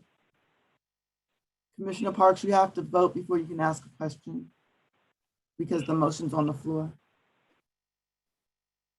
Yeah, I understand that. Go to someone else and come back to me. I will make a decision. There's no one else. Everyone else has voted. Sorry. There's no one else. That's it. Well, I'm gonna say this to Evan, because there, you know, it's not a question, but I'm gonna say this to Evan. Evan,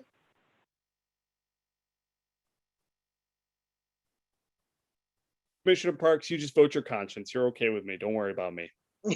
I know. But I'm gonna tell you this, I'm gonna ride your back for stop signs. I mean, for red lights. I'm Because fine with it.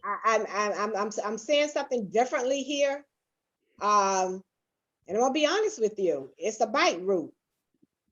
You know, and I agree with the Reverend. The bike route is not gonna be a safety, it's not gonna be safety, but we will see. It's not gonna slow the cars down, even though there's one lane. Because I've been in this city all my life. And I want to come back and say, hey, I told you so. So with this, I'm gonna vote yes.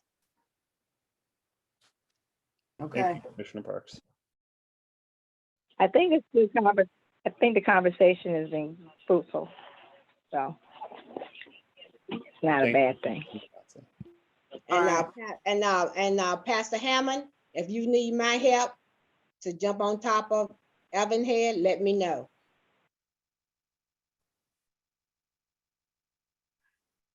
The next resolution. So first of all, let me thank everybody, regardless of your position. It's important to participate. And it's 10:15 on a Monday night and people work tomorrow, and I understand that. And I have allowed people to speak probably far longer than I should have, because I wanted everyone to feel that they had the opportunity to make a comment and be heard. So I hope you walk away at least appreciating that this conversation was inclusive and it allowed everyone to speak their piece, whether they had to put it in the chat or they got a chance to actually speak. And so I appreciate that, and I hope everyone else appreciates that as well. We're going to move on to resolution 4B210506, which I think my numbering is off because we removed a couple of resolutions, so we'll have to resolve that later. So I apologize if I'm using the wrong set of numbers. Well, that's me. Variance for Integrated Body Works, 6230 3rd Street Northwest. I actually know it's you, Commissioner Johnson. I just have to make sure everybody else does. So I need to read the resolution on the agenda. Gotcha. Okay. Okay. It's BZA case number 20468. Go ahead, Commissioner Jocelyn Johnson. Okay, Bridget, and I want to thank you because, you know, I appreciate you allowing the conversation. That was, it's life or death, so it's important. With regard to this. Wait, I just have to give you a little bit of a hard time because you'll be the first one to say the meeting was 5 hours long. So I'm going to remember. I'm on the phone. I know, but I'm going to remember that you appreciated that conversation. And I appreciate it because it was good. We needed the conversation. So, hey, I mean, I'm on the losing end of it, but I think it was a great conversation because it needed to happen. No worries. We're good. Go ahead. Okay. Bridget Rollins, and she's on the phone. She's the owner of the Integrated Body Work at 6230 3rd Street Northwest. She's requesting that for support and relief to allow the massage therapy services as a part of her wellness business, which is in an existing semi-detached mixed use building in the MU-3A zone. Ms. Rollins is currently in contact with Mr. LeGrant, who is the zoning administrator, and she's talking to him with regard to her use variance issue. And she not only does massage therapy, but she also offers the coaching and the meditation, breathing exercises, private yoga and exercises, which is part of the percentage of all the services that she does at Integrated Body Works. So at this point, she is on the phone and she has waited patiently, and I appreciate her doing that. But I think that at this point, she's waiting to hear back from the zoning administrator with regard to what her use variance percentages are, as she's explained it to me. So I'm not sure if she can get the support, because from what you all said last month, it wasn't really good, but she is requesting it. But she also has some issues that she's trying to work out with zoning, because it's not the biggest part of what services she's offering in her business. So she can, of course, tweak it and tweak what I'm saying, but she is asking support to allow the massage therapy services at the as part of her wellness business. Ms. Rollins, are you there? Uh-oh.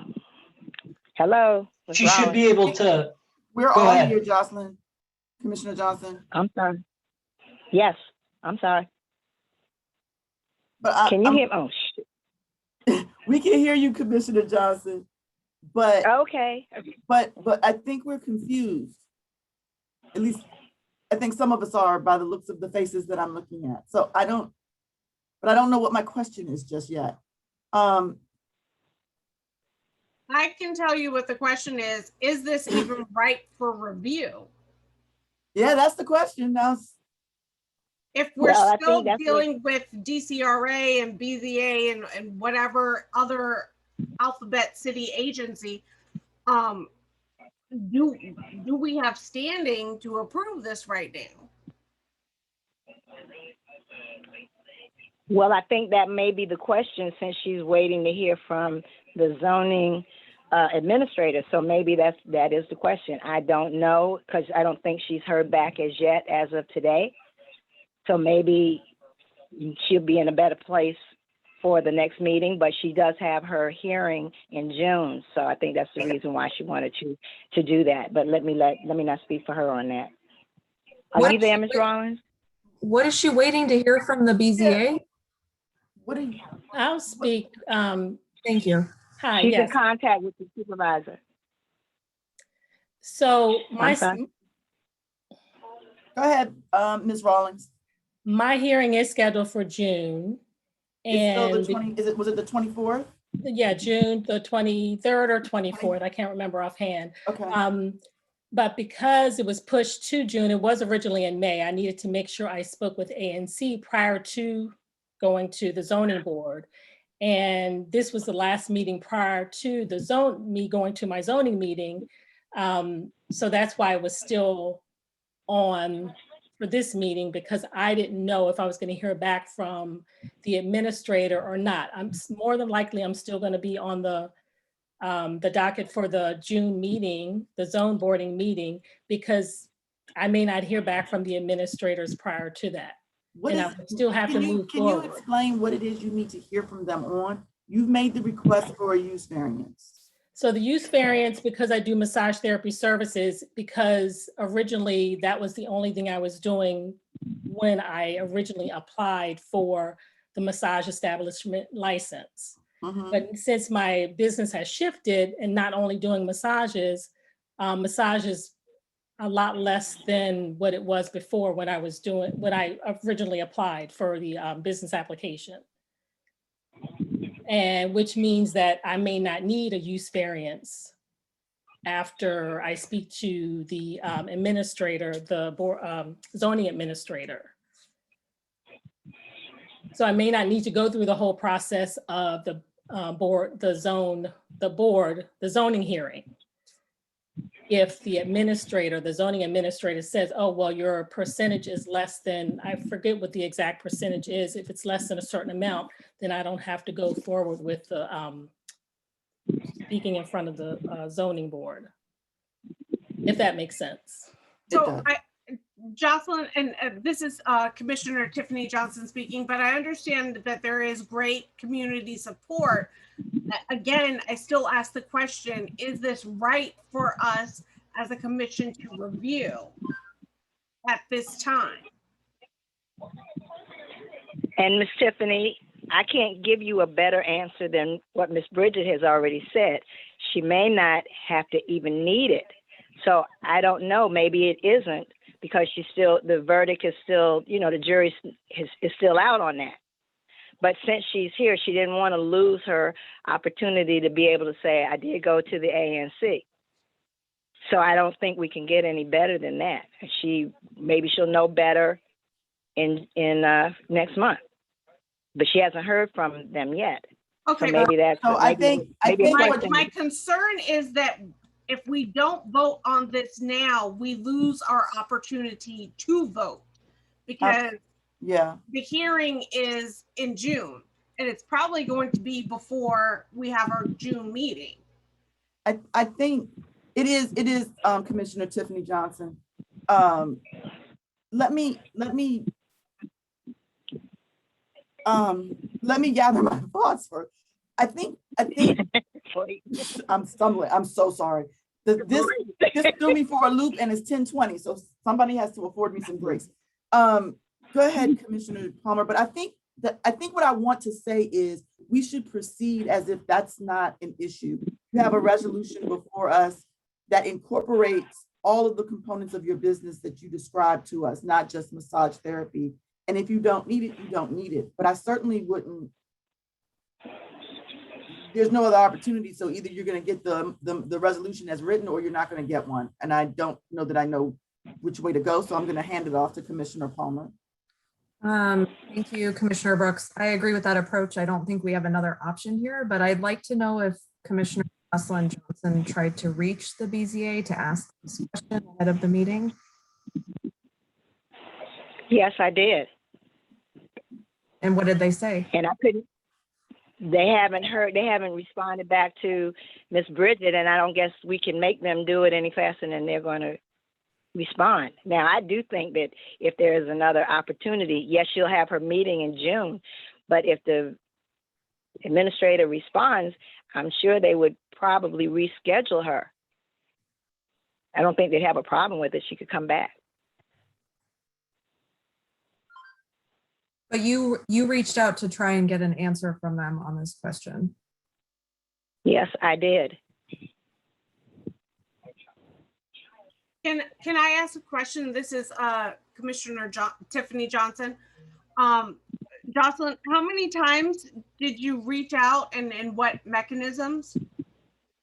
I called. I made 2 calls. Is there a quota? How many calls I need to make, Ms. Tiffany? No, I'm just asking for my clarification. I made 2 calls. I spoke to the zoning board member, Mr. Robert Reed. Did you want me to get a date and time when I talked to him so I could let you know, forward that information to you? I wasn't aware that I needed to do that.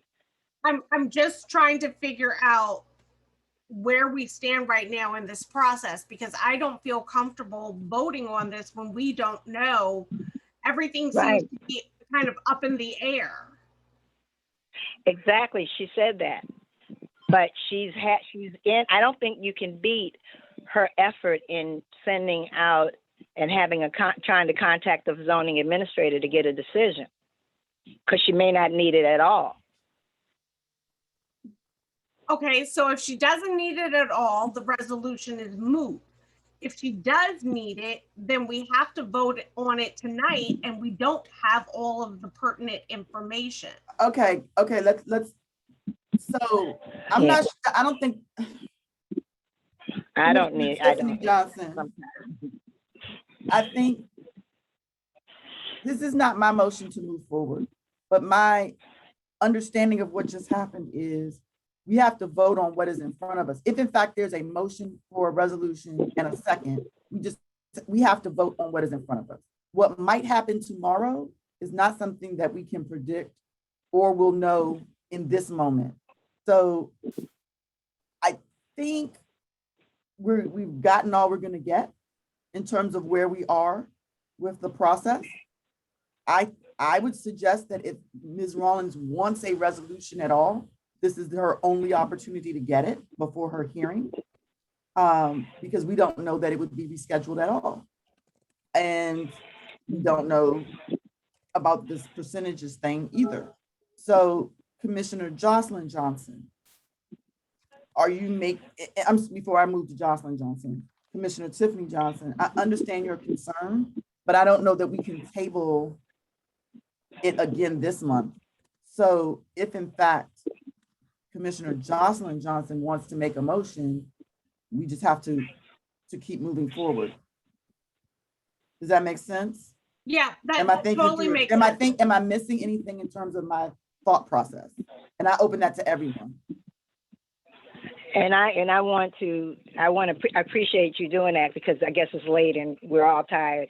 But Ms. Rollins, I don't want to overspeak you, because you know what you want to be able to tell them in your June hearing. We don't know, but we do have a motion, we do have a resolution to vote on. I think that, you know, just like Mr. Yates said in the last discussion, the ANC is not the sole deciding body anyway. We are just the advisory group, but we can weigh in on it with what we know, I guess. You know, Ms. Rollins, I don't want to hurt your opportunity either way. Well, I feel that since this is the last opportunity prior to my June meeting, I would like to move forward with wherever we are right now, with the information that you have right now, as Commissioner Brooks mentioned. Okay. Well, then is that okay, Ms. Brooks, Commissioner Brooks, that I can then make a motion to proceed to ask the 4B to support her resolution as we have it now? That's what you're saying? Is that what you were saying? Okay, it is okay for you to make that motion. Is that what you're doing? Yes, you know, because we don't want to hurt her. Okay, yes, I do. I want to make the motion, please. Okay. Is there a second? I second it. Okay. All in favor? Aye. Commissioner Huff, I can't see you. Aye. Okay, thank you. Aye. Commissioner Tiffany Johnson.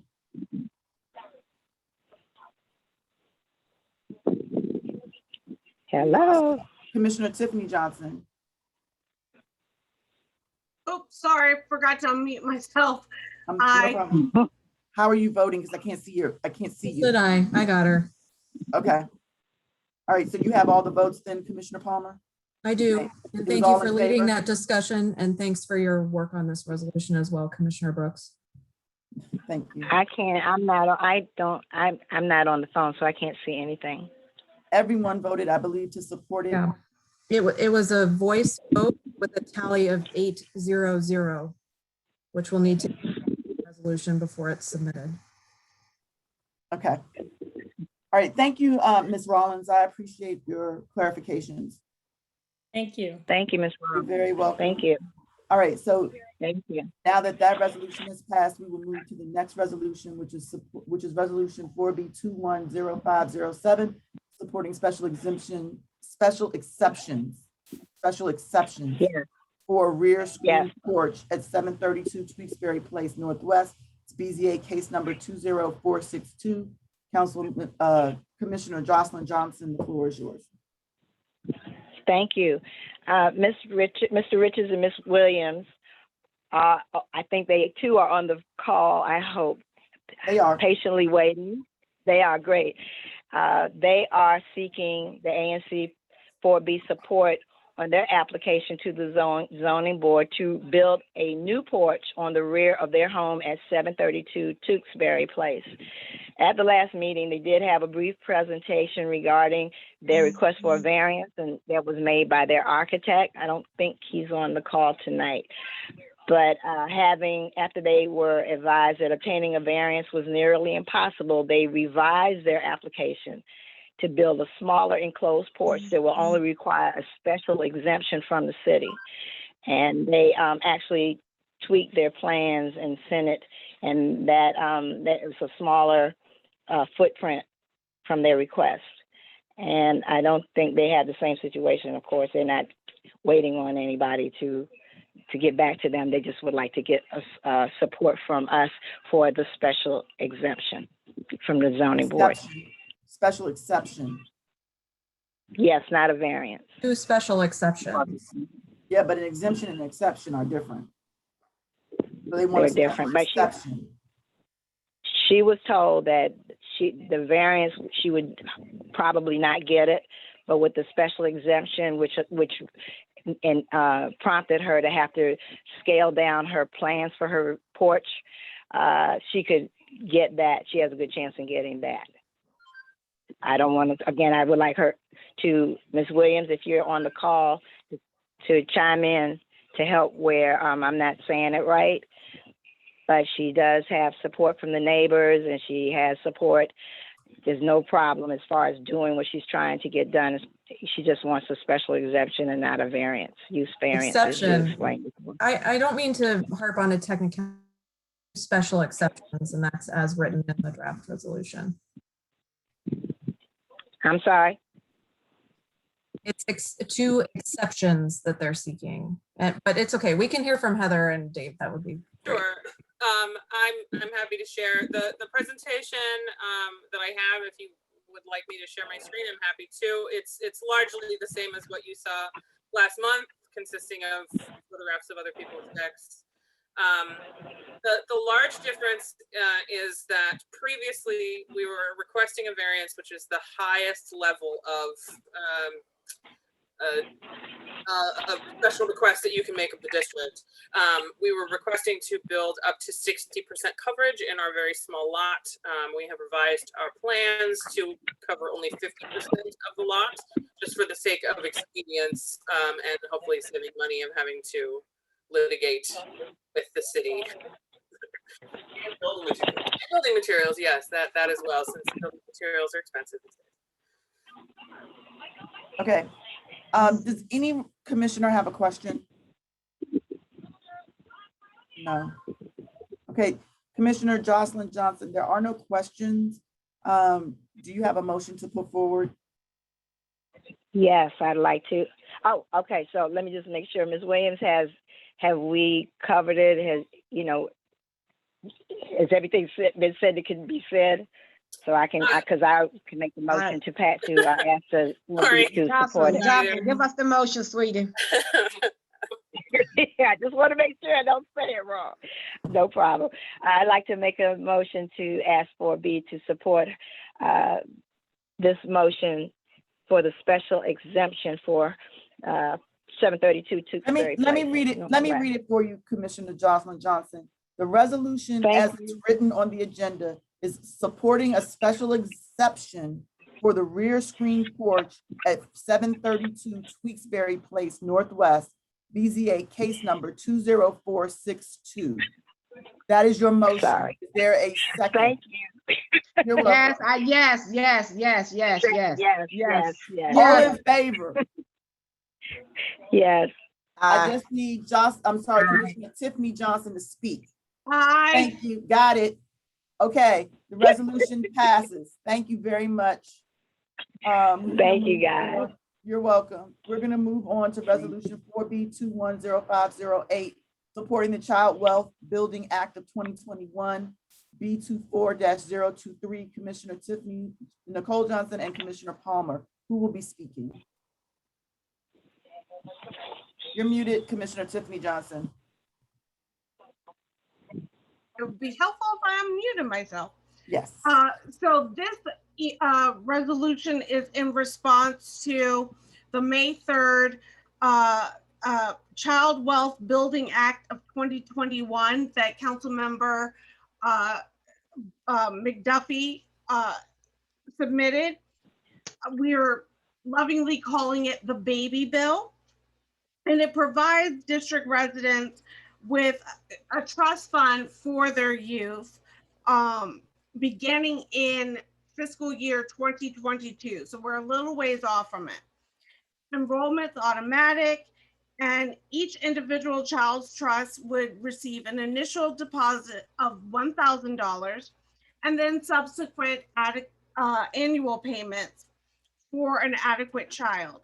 This was launched or proposed, I should say, in response to a further need to make sure that we have equity along all 8 wards to ensure that our children have a way to get what they need in life, whether it's a trade school, college, 2-year community service, whatever the case may be.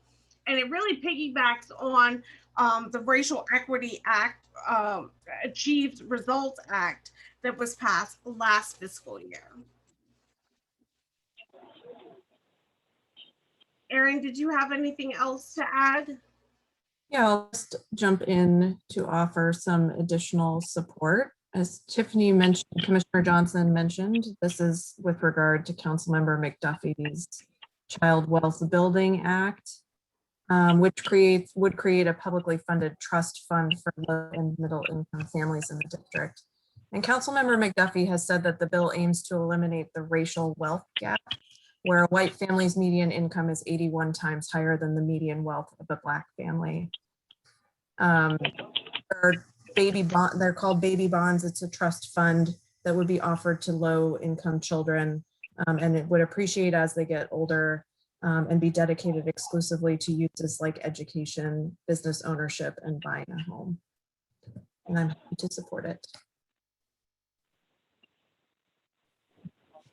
Chair Brooks, I would like to speak in favor of the resolution if I may be recognized. Absolutely. I'm sorry. Go Thank ahead. you. I just wanted to briefly say that this is the sort of innovative low administration cost program that could benefit DC's children. I'm glad to see us pioneering in this effort. There have been a lot of studies that suggest that low cost investments like this, when a child is very young and the pattern of the government, can go a long way to setting young adults up for the future. We heard a lot of concern tonight from people about people who are maybe involved in illegal activities due to desperation or other things. And I think if we focus on ensuring that our children graduate from high school with a little bit of a nest egg to build a business or go to school, we can go a long way to providing a safer, better future for everybody in the District of Columbia. So I'm proud to support this. Thank you, Commissioner Palmer and Commissioner Johnson, for your hard work on this resolution. Does anyone else have a question or comment? Is there a motion? I'll move it. I'll second. All in favor? Aye. Aye. No. All opposed? Can I get it out first, Commissioner? Oh. All opposed? No. All right. That was everyone. Motion passed. I want to make sure I have the vote count right. Was it just Commissioner Parks opposed? Was that right? That is correct. Okay. Thank you. All right, there should be a prize for everyone involved. We've reached the last resolution of the night. Yay. Resolution 210509, calling for legislative revisions and supports to allow hybrid, virtual, and in-person meetings for advisory neighborhood commissions. Commissioner I Paul. expect everyone's very captured attention here on this last resolution. Of course, of course. Thank you. As you all know, we have been meeting virtually since the public health emergency. It's been since April 2020, quite a long time. And we've been allowed to do so via emergency legislation that allows commissioners to participate remotely in meetings. And that legislation is set to expire when the public health emergency expires. So we are seeking a legislative extension of that ability to participate as commissioners virtually and support to transition to virtual and in-person meetings. By way of we found that overall participation is higher with virtual meetings. Many residents are appreciative of the virtual option as a matter of convenience and for public health reasons. Also, as commissioners, we have our own lives and issues that we're dealing with, and some of us may be immune compromised or caring for someone who's immune compromised or have other public health concerns. So having a virtual option is important for us as well. I don't know if anyone has any comments or questions. I'm supportive and I'm appreciative that we could continue having virtual meetings. It's been beneficial for me and my family as a commissioner and enabled me to continue to serve. And I've heard from my constituents that they're supportive of being able to come. There were people who spoke tonight who talked about putting kids to bed, in the midst of meetings and stuff like that. And these are voices that would normally be shut out from the process. Absolutely agree with that as well. I think there has been an opportunity for people that normally cannot participate for whatever reason to participate virtually, and it's opened the door to a whole new group of constituency. Although we serve everyone, it's wonderful that more people have the opportunity to participate. And I think that there's no reason in 2021 why virtual meetings can't be a thing. I don't understand that. Why it at least can't be an option. There's obviously an argument to be made for in-person meetings when health protocols warrant that, but there shouldn't be ever a time going forward where we can't have a virtual component. So I fully support the resolution as well. Any other I comments? agree with all the sentiments raised. I think this is a wonderful idea and I fully support the resolution. Can we please move I have, on? please. Can I please just ask one little quick question? I do have one question. Go ahead. With this resolution, does it prevent us from having a screen and having people from, participating on, in video, virtual? No, Could we do both? Why is it? It asks for that option. Oh, okay. Because once the public health emergency is over, we don't have the same permissive language about commissioners participating virtually. And we don't, frankly, have the administrative supports to offer a hybrid option. So we need some help from the Office of ANCs to be able to do this. Oh, okay. Do it. Okay. Is there a motion? I make a motion. I make a motion to do it, to support it. I'll second it. Is there a Lord have mercy, it's 10:40, excuse Let's me. call the question. Come on. All in favor? All in favor? Aye. Yeah. I got everybody's vote, Leroy. Thank you so much. All right. Is there a motion? I'll move to adjourn, please, Chairperson. Yeah, second. Second. Good night. Thank you, everybody. Okay. Good night.